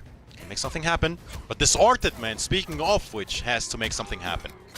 Oh, and the escape failed as well. He knows that he's going to try and look for the back throw. Layered mind games right there. Flawless block on the jump in. Couldn't get the shrapnel out, but not gonna matter. The triple grenade launcher as well. Not working out for K-Top. Disarted has a chance. Has to spend it. Really good patience from Disarted. Not sure about opting to go with the fatal blow, considering the life. It's the most damage he can get off of this touch, right? And then if K-Top, if he were able to break, then it would have worked out a little bit better. Maybe that's what he was fishing for, but his life is just slowly good block on the melting overhead. away. Okay, the down 2, he read the breakaway. The 114 overcommitment didn't quite work out for him. Disarted has a chance. Good block! I love the idea. I love the idea, Falcon. The mix-up at that point in stage in the round. All right, Oh, all he's right, we got already it, dead! K-Top. We got it, we got it. He's already dead! The mix-up on the overheads or the slides, fortunately, didn't work this time around. It is going to be K-Top who advances in the Germans. At least he opts to go with the friendship. K-Top has been a monster in the Pro Comp Online. For every single time that we've seen him in this top 8, he's just been on a tear. With a very popular, arguably the best loadout for Jackie Briggs as well, being incredibly impressive and just able to utilize that so much. Now, I think Disarted has done an excellent job to make it this far in the tournament, but unfortunately he did fall over there and is now eliminated from this bracket, as both those guys, believe it or not, were in losers. But now, Disarted having fallen, the hopes are with the against Mr. Ramirez. My mind just went completely blank for a second. You're good, you're good. But We got the K-Top bracket on the screen. against Mr. Ramirez in the losers finals for a chance to run a Mercer in the grand finals, sitting comfortably over there in the winners, Mitsu. This should be a very interesting one as well. So we have 2 more sets to go in this top 8, Mr. Ramirez versus K-Top. And of course, the grand finals. We'll jump into that in just a teeny bit. But for now, let's talk about some awesome Mortal Kombat gear. The Mortal Kombat 11 Pro Competition merch store. Rep your realm, rep your character, rep your community. Go ahead and visit amazon.com/Mortal Kombat to browse some awesome gear. Be it shirts, being accessories for your phone, all the goodness can be found over there, Falcon. But for now, I think we're actually going to go for a quick break and have a little bit of a commentator change. I'll actually tag in Ketchup for the rest of the tournament. So just stay tuned. We'll see you in just a teeny bit. Don't go anywhere. Everyone, we are here in the EU East Pro Competition online bracket. I am Falcon, and we've rotated now to the talented P&D Ketchup himself. How you doing, Ryan? Cheers, mate. No, I'm doing well. Doing well, Falcon. It's good to be back again. And it's been a really fun bracket so far, hasn't it? We now have a revenge match, basically, from yesterday's action. For those that don't know, it's you qualify for the top 8 on the Saturday, and then play in the top 8 on the Sunday, which is the big stream thing here on NetherRealm and PlayStation as well, I believe, PlayStation channels. But this is a run back because I actually saw a lot of people asking in the stream chat during this, who beat K-Top? Because K-Top started, look at the bracket, K-Top started in loser's bracket, right? Yeah. And there's a lot of people thinking, well, who the hell beat K-Top? He's been playing so well. It actually was Mr. Ramirez. When they played yesterday, it was him who was able to send the Greek Jackie into this loser situation. So it's either going to be a 2-0 this week, or we're going to end things 1-1. But hey, look, it's the top 8, right? This is where it kind of matters the most. So I'm looking forward to it very much. Yeah, and this top 3 position, you know, these guys are in a healthy standing when it comes to points, but now they're fighting for a prospect of more points. That first place has a significant amount more than something like second or third. But this is the potential at a run back, you know, for K-Top. If K-Top he wins this, then that is going to be the run back from winners that you mentioned earlier. But also, Mr. Ramirez is going to have to work for the run back against Mercer in grand finals, because Mercer's the one that put him into losers. So both these guys are kind of have their own reasons to try so hard over here. But right now, K-Top is in a really good position in terms of the leaderboards for EU East, whereas people like, you know, Mr. Ramirez and Mercer are more in need of those points to guarantee a spot for regional finals. And we are, you know, kind of at that halfway point now. You know, we often call it week 4 because there's pretty much, you know, once a month with the way things are currently going, give or take. And it's kind of crazy to think we've had so many of these already, because it feels like Pro Comp only just got announced and now we're halfway through. Like, how that happened, I have no idea. Time is just a theory at the moment, it seems, with all of us being stuck at home. But this matchup being probably the Scarlet, and you and I actually were talking about this a little bit during the break, but the fact that Scarlet is a character that the specialists can really thrive with, but this is what I was thinking. So Mr. Ramirez playing mostly Scarlet, but during Aftermath made a bit of a transition to Sindel. And Sindel, she's a winner of Ultimate too, and she can, and it is, as you can see here, the Air Banshee Dash. That is the magic move in this matchup. It controls the air, the screen space.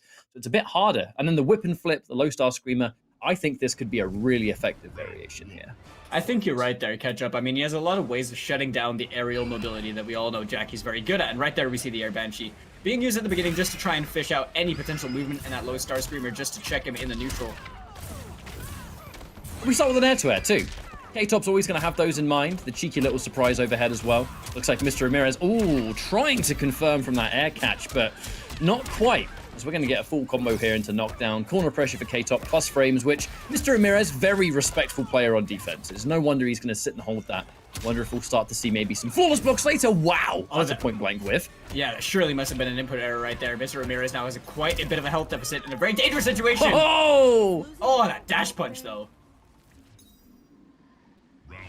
Now let's talk about the utility. We have that Low Star Screamer for absolute full screen, but it's definitely less about that in this matchup.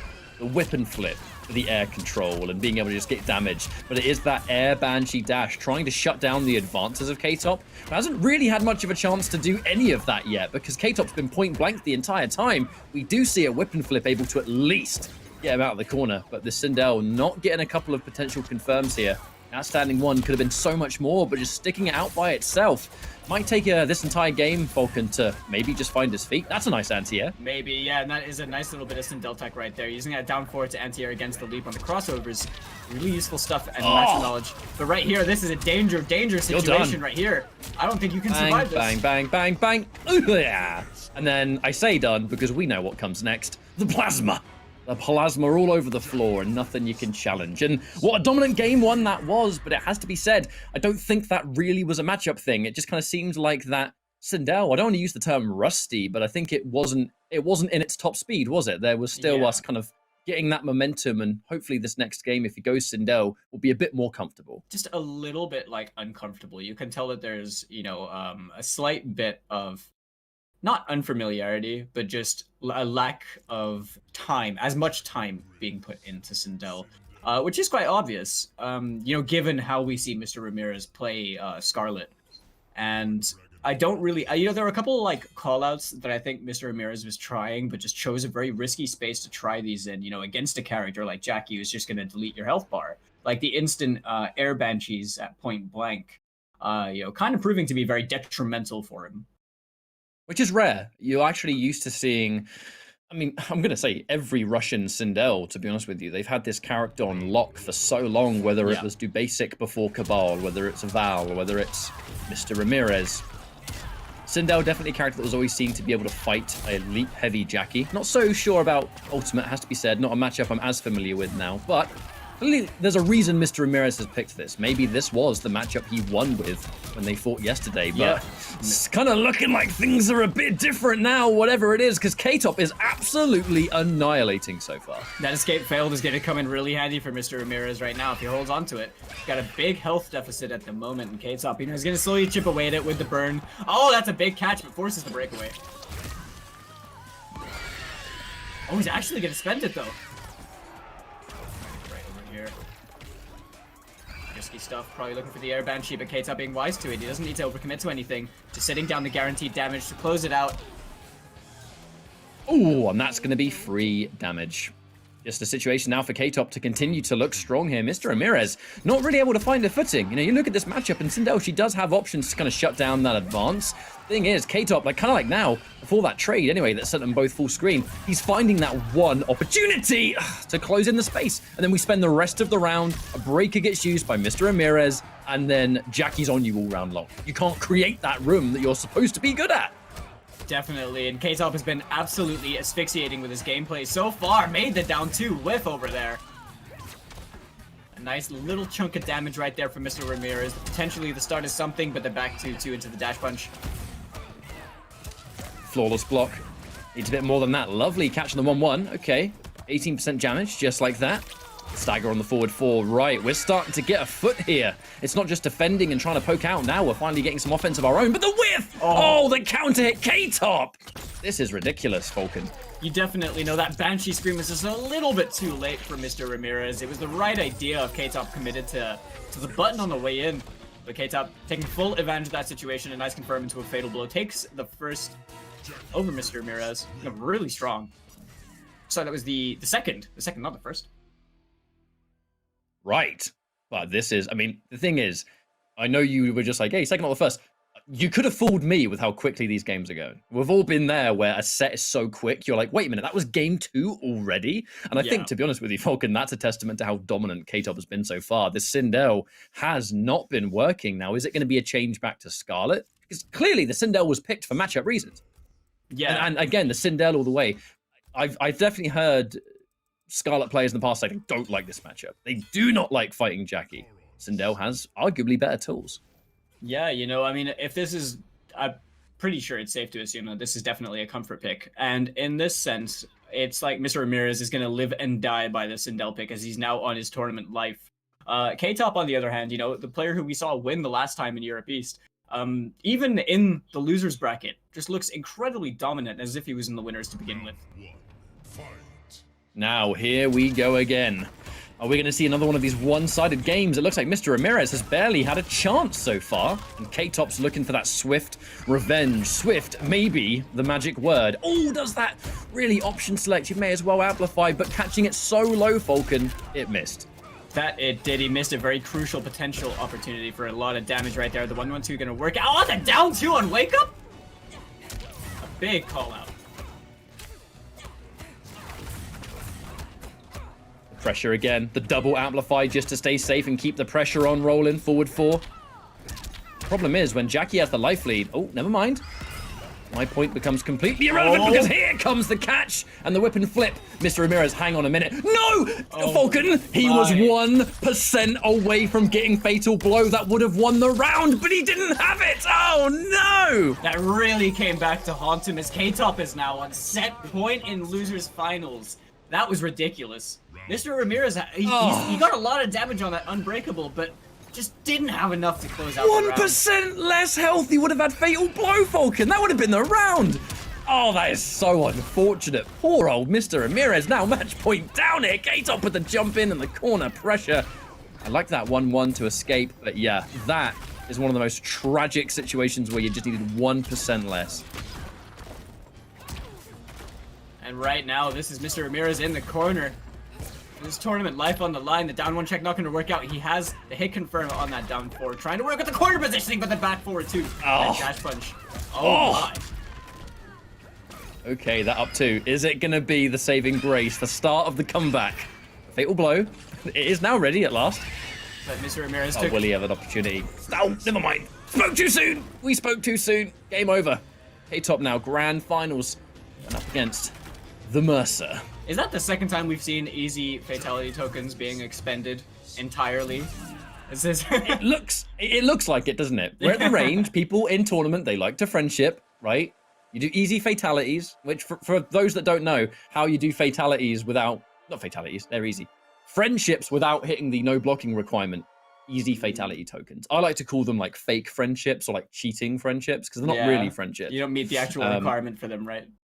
But I think we are in a position where people are starting to run out of those tokens, man. We went into it with hundreds. Some players had thousands of easy fatality tokens, and now people are like, nothing's happening. I'm pressed in, but nothing's happening. But now grand finals, Falcon, Mercer, and K-Top. So I have no idea what the actual score ended at when K-Top and Mr. Ramirez fought in winners. But a 3-0 in losers finals from K-Top just showed that is one hell of an adaptation. He really just learned from his mistakes over there and looked incredibly dominant in that set. And now grand finals against Mercer, Mercer being on the winner's side. You know, this is a matchup that we've seen quite a lot since the game has come out with Jackie against Scorpion. Not something that we're very much a stranger to, but both these guys like to play very aggressive. Mercer, very stagger-heavy game, just like K-Top. Do you think anyone has necessarily the advantage over the other player going into this catch-up?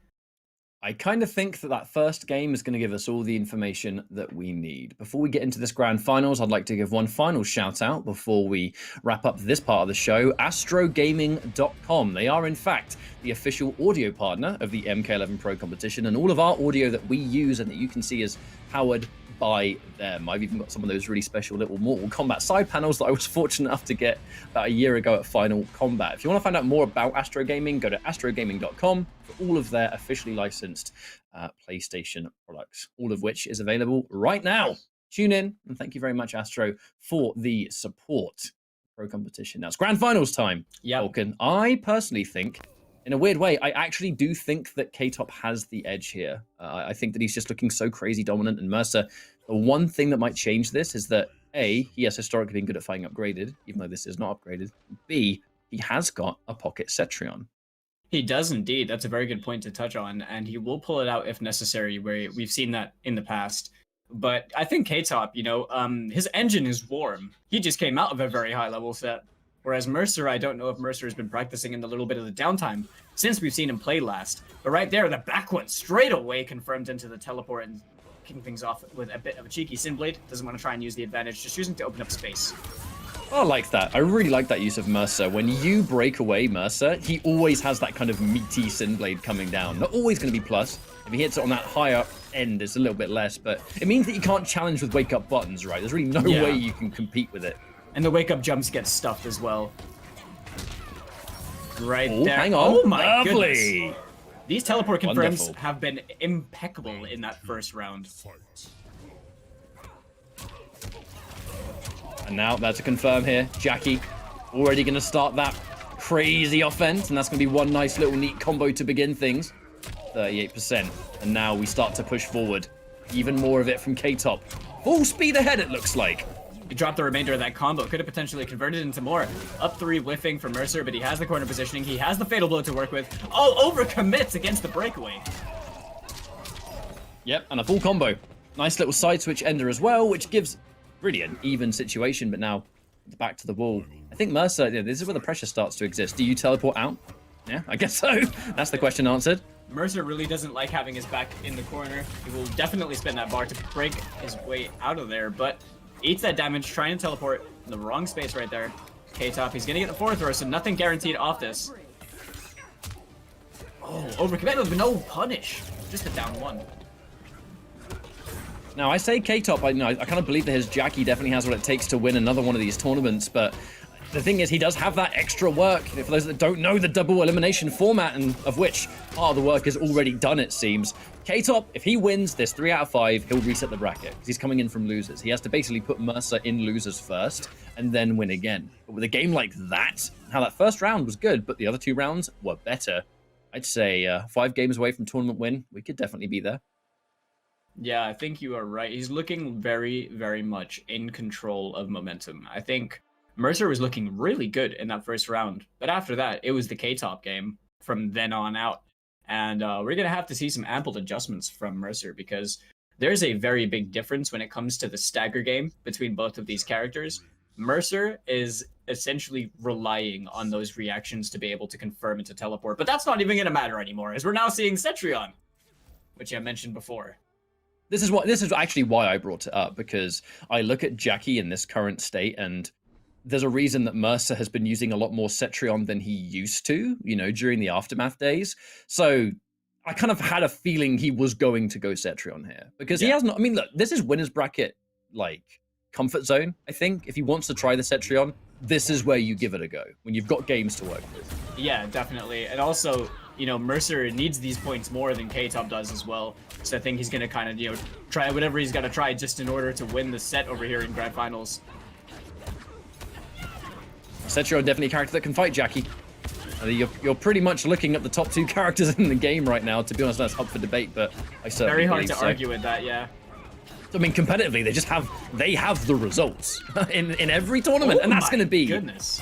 The KB dash punch out of nowhere, trying to leap forward, but it will be the Amplify knocking him down. A bit of a different matchup here. K-Top, though, thanks to Open Series, plenty of opportunities to fight Acid and Massa. My goodness. So he is used to this matchup, Falcon, let me tell you. That I'm sure he is. Mercer and Aso play, quite a different way. In that situation, I do not think Asadamati would have teleported himself into the corner, drops the confirm. Oh dear. Oh god, no! I actually can't kill because the Fatal Blow's not here. It isn't, but chip territory almost enough. And the 1-1 to close things out. That was a very scrambled ending, almost slipped away from Mercer. Round 2, fight.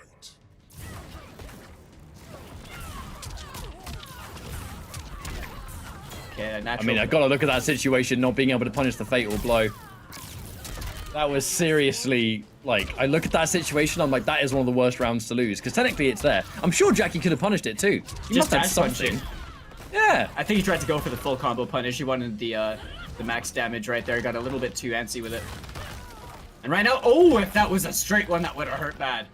But we're seeing a big health lead right now from K-Top, who's just comfortable sitting back. We're seeing a teleport in from Mercer. Questionable decision without the breakaway, but he's not going to need it. The punish on the dash punch right there. I'd say dash punch definitely going to be less risk against a Cetrion in this situation, purely because, if she doesn't get that KB, her damage is going to be about maybe an 18%, 20% for a bar. So if you have a massive life lead, K-Top, he's going to be willing to take that damage, at least while he has life to burn.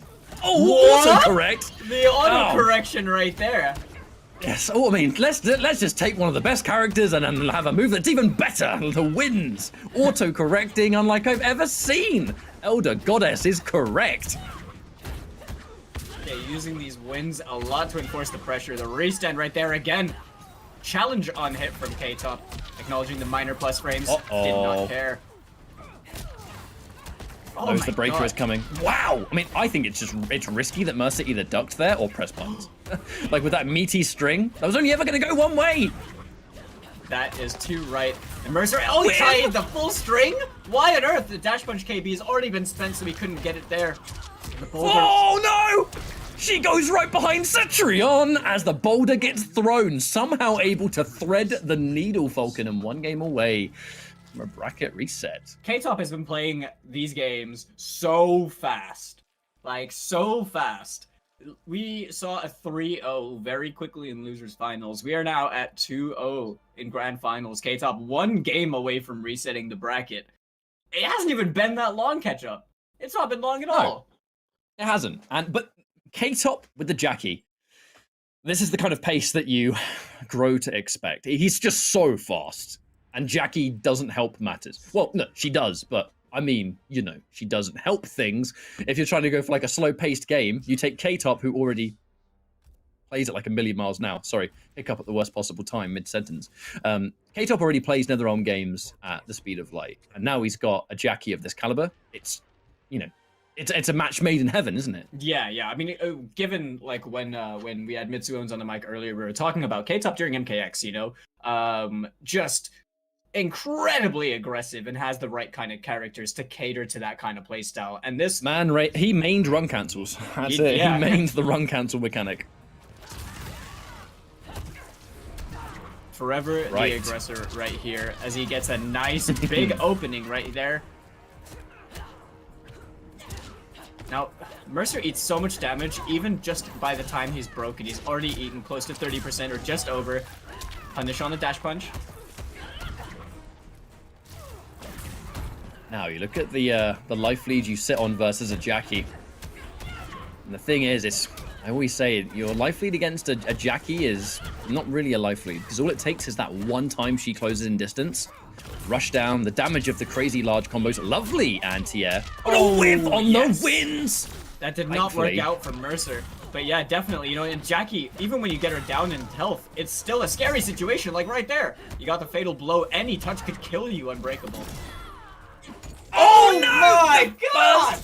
Oh, the first hit got blocked, Vulcan, but the second one certainly didn't. There's no Oh mix-up no. off that. It just worked. Sometimes it just works. And that's one of the times. Match point, reset point. Wait a minute. I don't want to run before I can walk. This is a reset point now for K-Top. But what a swift 3-0 this would be, Falcon.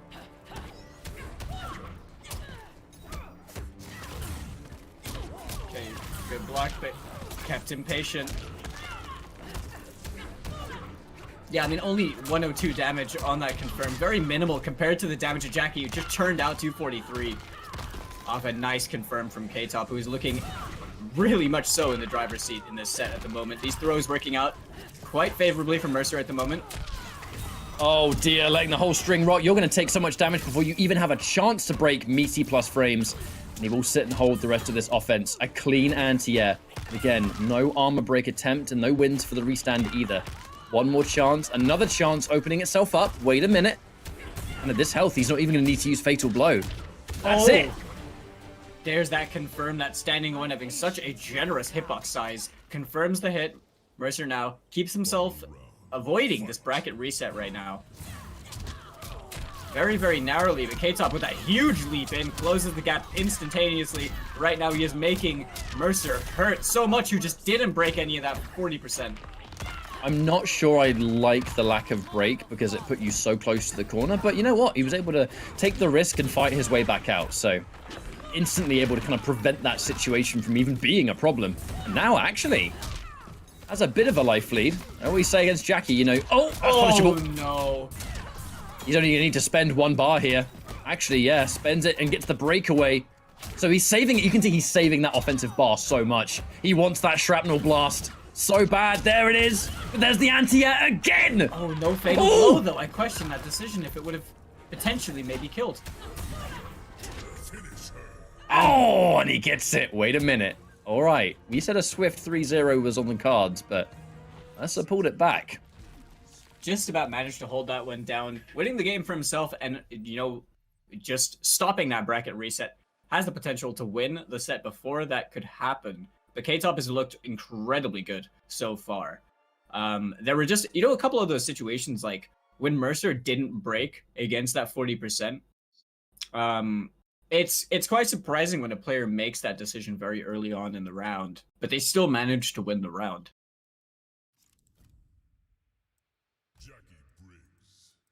So we have to look at how this goes. So this situation now, we have the Cetrion and Jackie, a matchup that, I mean, look, there's no getting around the fact that we have seen this matchup possibly a million times since Ultimate came out.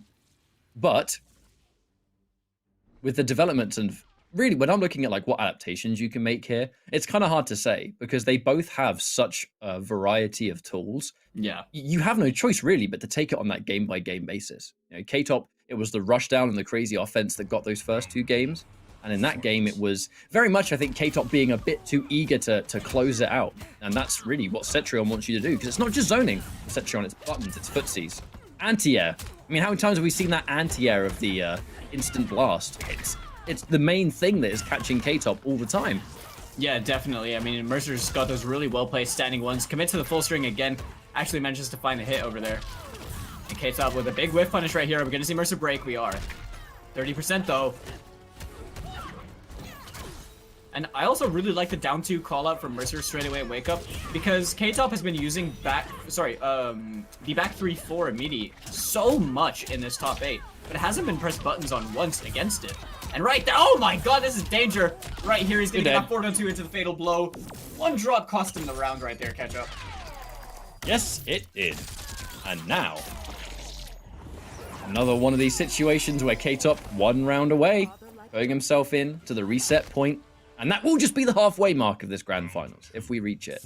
Is this going to be Cetrion and Jackie all the way? That's the question. The wins, extra plus frames, the respect being shown, can't quite pick it up. Didn't quite get his dash buffer in there, but doesn't matter, because he's still able to get the pressure onwards. Good chip as well. Oh god, the active frames of Cetrion's buttons. Oh, counter hit! Oh my goodness. He has to break over here. 316. Oh, that's a big Another block. punish. Goes down to what I was saying before, where it's, oh, only 19%, but wait a sec, K-Top takes the 19% and gives himself 36 for that neutral duck. Now confirm. No confirm into Fatal Blow, that would have been the round. I was very surprised about that one, really wasn't ready to pull the triggers. Oh, but the opportunity is taken away from him, and that's the reset. Now let's talk about the very obvious error there. Fatal Blow was available. You hit the 2-hit. Yep. Cetrion, part of being a Cetrion main is having that kind of 2-hit confirm into Fatal Blow instantly. The thing about Mercer is he's not a Cetrion main. There are little small elements like that. If he hit a 2-hit there with Scorpion, I'll bet you he would have confirmed it. But with Cetrion, it is a secondary for him. So those small little call-outs. It's the mild unfamiliarity, isn't it? Yeah, exactly. Yeah, it's set bracket. It's crazy though, because you'd think that's like a very fundamental decision that would translate across the characters, and I feel like a 1-1 Fatal Blow with Scorpion being the win condition and a 1-1 Fatal Blow with Cetrion kind of, are quite similar, but clearly just wasn't ready to pull that. The bracket has been reset. We're seeing Mercer switch back to Scorpion as well, who I honestly think he was kind of doing a bit better with. I think he might have just felt more comfortable playing the matchup with Cetrion, but we see that Mercer is just a better player when it comes to Scorpion. It's his character, right? Comfort goes a long way. You can look at the tier list all you want, but if you're more comfortable with one character than another, that is where the chips are down. Now, 1-1 confirm. Let's not forget. Oh, the drop! Yeah, I mean, he's going to have a little bit of difficulty against Jackie because she does kind of have that, that female hurt box, which is a little bit harder to combo, especially with those kind of late Scorpion 1-1s. I guess the Sin Blade combos certainly don't help that. And not only that, but they'll probably bother you a little bit because that was a dropped combo into Demolition. And hopefully he doesn't get too tilted. Yeah, that was an absolute bloodbath in the corner right there. I see Mercer just made the wrong choice every time. Oh my goodness! It's not often you see the Scorpion into space! Oh, 20%. Give it to me. Oh! You know when I said he's going to have difficulty with certain combos because the smaller hurt boxes? Yep. Oh, Jackie! 837% on hit for that one right there. 1-1 short pops. Oh man, the whiffed air button into these grenade launchers doing so much work for K-Top as we are now seeing the health slowly tick away from Mercer. Isn't burning anymore but gets opened up. Oh god, absolute destruction. So now we ask the question, are we going to see a variation change? Because I don't think that Sin Blade, look, the Sin Blade is not working because he is struggling with the combos against Jackie's small hurt box. So I've seen Scorpion players pick Reborn against Jackie because you have the air grab KB. I've seen the teleport cancel, the classic. But what do you do? Because Cetrion didn't really work out. But that Scorpion didn't do anything. And is he even confident with Scorpion now? Because that's 2 times he picked Scorpion here, and it just didn't work out. I reckon for a different variation. So I reckon that it really probably would come down to a variation thing. I think that was probably a good way of testing his most comfortable variation that he's been playing a lot recently. Chances are he could still be using it, but there's the the big element of getting Yeah, there it punished on hit after whiffing those Sin Blades. So you're probably gonna have to maybe go for some like slightly conventional combos, without the Sin Blade, just to avoid potentially like losing almost half your life bar just for whiffing that. And that's now going to be a swift and dominant game one. Oh, didn't get punished. That would have been a horrible way for Mercer to start, and definitely a head-shaking moment for sure. Man, he's Overcommit. definitely taking a lot more risks. Yeah, sometimes it's hard to see if they just somehow drop the cancel or overcommit. I guess with Scorpion players, it can be hard to tell. But Mercer, unfortunately, getting clipped again. Full combo in the corner. Doesn't need to spend any extra meter on the launch because we're in the corner. All it takes is a neutral jump. Tries really hard to interrupt. He can't manage. Falcon, this is looking like a wash. Mercer, yeah, just really scrambling to try and make his way out the corner. It seems like he just doesn't like being in here looking for any opportunity to get his way out. Spends the bar just to try and make it work. The K-Top, like you said, I mean, he is just bringing the mop right now to Mercer. Mercer just looks incredibly overwhelmed. Another confirm. The meterless knockdown still bagged an impressive 18%. Doesn't have meter for the shrapnel blast, but it doesn't matter. Beats out the teleport. Oh. Everything's coming up Millhouse. The forward 3 stagger into throw. Good start, but he needs so much more than this. Standing 2, surely a missed input right there. Probably a forward 1-2. Right here, the down 1 check on wake up. I like that decision to challenge the forward 3. Oh, the fear has been put into Mercer. A lovely standing 1 anti-air, though. K-Top doesn't go for a back-to-back blast. He takes 23% for his trouble. I think that right there, that little sequence just told us that Mercer hasn't quite tilted yet. He's still feeling good. The double blast, though. The fatal blow. He presses. Oh, no! Goodness! That's comboed. Oh, that's a combo right there. That's The game over. Exactly what happened to Magic T. The down 1 fatal blow worked because he jumped. The same thing happened to Mercer right here. K-Top now, after this reset, is now on 2-0. Only 1 game away from winning this week catch-up. That is looking... How do I put this? A little bit easy for K-Top. This has been a really rough road for poor old Mercer. Nothing in this grand finals has worked for him. He's tried the Scorpion, he's tried the Cetrion, he's gone back to Scorpion. Does he now go back to Cetrion? So many questions. And it almost seems like he has no faith in the Sin Blade anymore. And he does go in for the same variation. This is what I definitely consider the Mercer variation. He was the first Scorpion player I saw using Sin Blade as a big part of his kit. But against the Jackie, the likes of K-Top, this is looking like, I think, an impossible task. I'd like nothing more than to see a Game 5, but with how K-Top is playing, it's hard to see that as reality right now. This could be the final game of the tournament, folks. Yeah, this is a very difficult one because K-Top has just been running an absolute train. Mercer had, times where he was doing something in his favor, but right now, I mean, K-Top's just dismantling him. That back 1 start is a very good potential opportunity. A nice confirm as well on that forward 4-2, caught K-Top ducking. I like the meaty forward 3 into down 1 turn stealer. Used to seeing players, Scorpion players after the breaker use forward 3-4, so we kind of called that out just a little bit. K-Top significantly down on life, but have I cursed it? All it takes is 1 good moment to close in the distance, and the grabs, and we're so close to equalizing. He is basically chip damage away, or a single hit away from building that fatal blow as well, which is going to be so scary. And Mercer is squirming over here in the corner.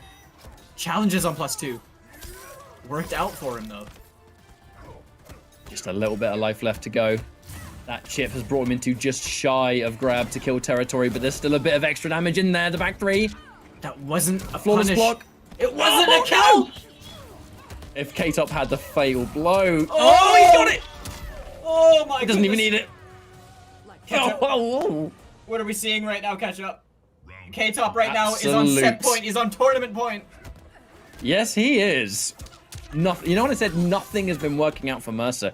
K-Top, I got to say, actually, he did the right thing, even if he didn't need it. Oh, God! God, that's a Jimbo. That was sick.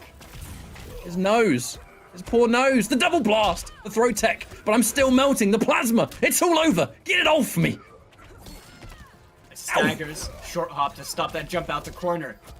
Mercer now. Oh, he had potential right there. Gets the forward throw. But he's putting his feet in it. Oh! K-Top says no win for you. The down 2 from absolutely out of nowhere, and the last breaker Mercer is going to get in this round as the onslaught of Jackie plus frames into the fact that he's got 2 bars, and he tries to anti-air with no success. Oh, the drop combo! The drop! Oh! Oh! Goodness, this is ridiculous. That dropped combo really did cost him the round. Mercer, again, just before the reset, somehow managing to get by. Wait. I present to you a scenario where Mercer reverse sweeps off the back of that. The prophecy, will he fill it? The chosen one. The chosen one, Mercer! I told you. Uh-oh. No punish. A punish, though! Hang on a minute, Mercer. Wait a second. Oh, the pickup! He's catching K-Top swarming. Oh, that's a big opening hit. He has a fatal blow to work with as well. Mercer has no breakaway yet. Oh! Oh, no, he got opened up over here. Danger territory. Now it's fatal blow. The anti-cross-up teleport! My God! Oh, God! Mercer with the game. Vulcan, right. Now I said it. We need to talk about it. That's game 1 for Mercer. If he wins 2 more, the tournament's over, and we're going into, this next game's a clean slate.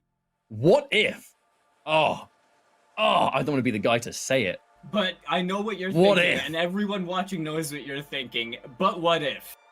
We What saw if? better play, much better play in that game from Mercer when it came to making the right calls, especially in those clutch moments.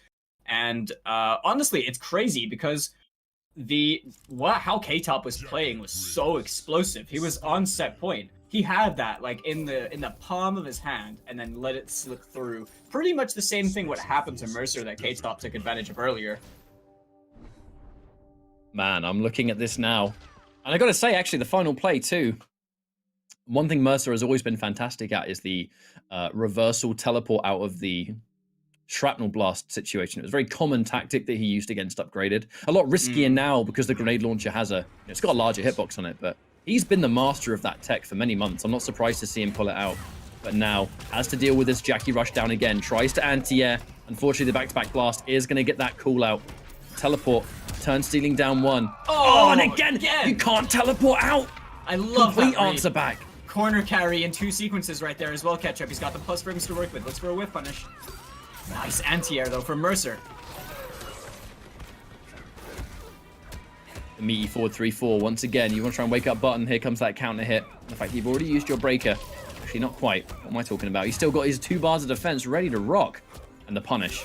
Doesn't commit. It could have been a bigger punish, but it'll take a throw. He has to watch out for the damage on the floor, though. Just under 50% life as well. Mercer has a few different hits if he wants to try and win this one. Whereas K-Top opening up space might not have been the right call. One grenade launcher. Oh, hard position to survive there, Falcon. You have 1 piece of last breath. Jackie has just used a shrapnel blast. You can't get out. That had to be unwinnable. And now tournament point again for K-Top. For sure, he's gonna get this back throw. Oki over here, mid-screen. The jump, gonna get challenged. Air to air 1 by K-Top. Finds the back 3-4 as well. And Mercer really swinging as well. That could have been a punish, but I just think the fear has been put into him. Nice. Speaking of anti-cross-up, I told you, he's got that tech on lockdown. Overcommits, there we go. Lets the whole string go, but the down 2 still picks him up. And this is a scary situation now, Vulcan. Again! The same! Drops it! That was a very costly drop for Mercer. You can't be dropping that in this situation. What is going on? He's just swinging. Oh, he's burning. He has the interactable to work with. Does that tick? Doesn't want to use it. That jump in could be the beginning of the end. Finally manages to find something, but he's pretty much any touch away from going down. Just over 7%. And that's it. Mercer needs to find this fatal blow. Oh, he got it! My God! He won't need the fatal blow. Wait, no, he will. He will. Don't let them break. That was the only thing he needed. I'm surprised that K-Top got hit by it. It was really just K-Top's game to win, wasn't it? I mean, 27 seconds on the clock. He could have been patient. Yeah. And right here, we're in a final round situation. Once again, Mercer not backing down, fighting his way out, keeping himself alive. Waiting for the double blast and really looking for the third, I think.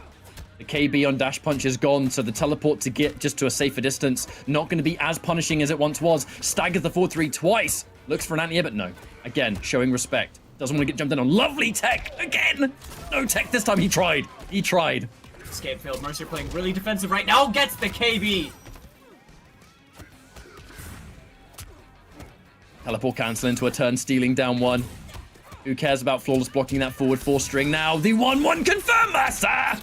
I told you, Falcon 2-1-2. Here we go. He doesn't drop it this time. He's going to get just over 35%. That health is ticking down. K-Top in the corner. Has Fatal Blow to work with. Oh no! What a whip punish. Keeping this all unbreakable up until then. Fatal Blow, yep, just in case he broke. That's huge damage, though, even if he didn't break. That would have been a massive throw. If he broke, K-Top was looking for it. He puts himself in a great position all the same. The teleport, the trade, and that will be the win eventually. But K-Top, he was definitely sweating a lot more than perhaps he wanted to. Mercer, gotta give him a shout out. The absolute level of clutch he was able to put forward here was still really impressive. Let me just scooch over because I keep accidentally uncentering myself, and now we're good to go. That grand finals though, Falcon, was very good. That was really, I mean, honestly, K-Top had the momentum for a majority of that grand finals set, but Mercer had his moments that almost looked like he could have really turned things around. K-Top, though, an incredibly destructive path throughout the entirety of top 8 from losers, and now managing to just dominate his way through the entire bracket. Look at that, 3-0 on Mobster, 3-0 on Magic T, 3-2 over Disarded, 3-0 over Mr. Ramirez, and then the 3-1 against Mercer. Ridiculously played, and once again winning back-to-back, holding that position. It's a return to form. We've said this a little bit in the past, and just in case those aren't aware, K-Top hailing from Greece for the first year of Mortal Kombat 11's competitive season. He and his brother H-Dope were unable to play any game at all. They had to take the entire first year out, and they watched tournaments and watched streams, but they weren't able to play games for the first year of it. They were a year late, and they had to kind of play catch up. And Ultimate, I know K-Top had actually, I think K-Top and H-Dope, they were kind of in agreement that Ultimate was good for them because we're going in with a bit of more of a clean slate. Like, characters are still characters, but the customs and the new variations and that is definitely a new meta. And there has been a new meta in the game. And it was good for them. It kind of let the whole community go into this new experience, and K-Top was able to kind of join that movement. Where now, look, I said return to form for good reason. Yeah. But that's going to be the end of the tournament, and that will be, at least for this first half of the day, what we're going to be wrapping up. I want to give one final shout out to the PS4 tournaments, because that is how this whole program is put together. It's all done through compete.playstation.com. It is not just the pro competition. There is also the PS4 Open Series for Mortal Kombat 11, which is weekly tournaments with a weekly cash prize, an invitational every Tuesday, and then a monthly final. You can catch the next Open Series tournament this coming Tuesday, which will be both EU/CIS and then North America. So it's always a good time. It's always a good time indeed. But that will be all we have time for now in this first half, because we are going to be taking a bit of a break, and then we will commence EU West. So my name has been Ketchup, joined by the talented Falcon and Mitsuones, who I'm sure is out there somewhere watching this stream. We'll have you back in a little bit, and go take a break, grab some lunch, have a cup of tea or something. I know I will, and we'll see you for EU West. See you in a bit.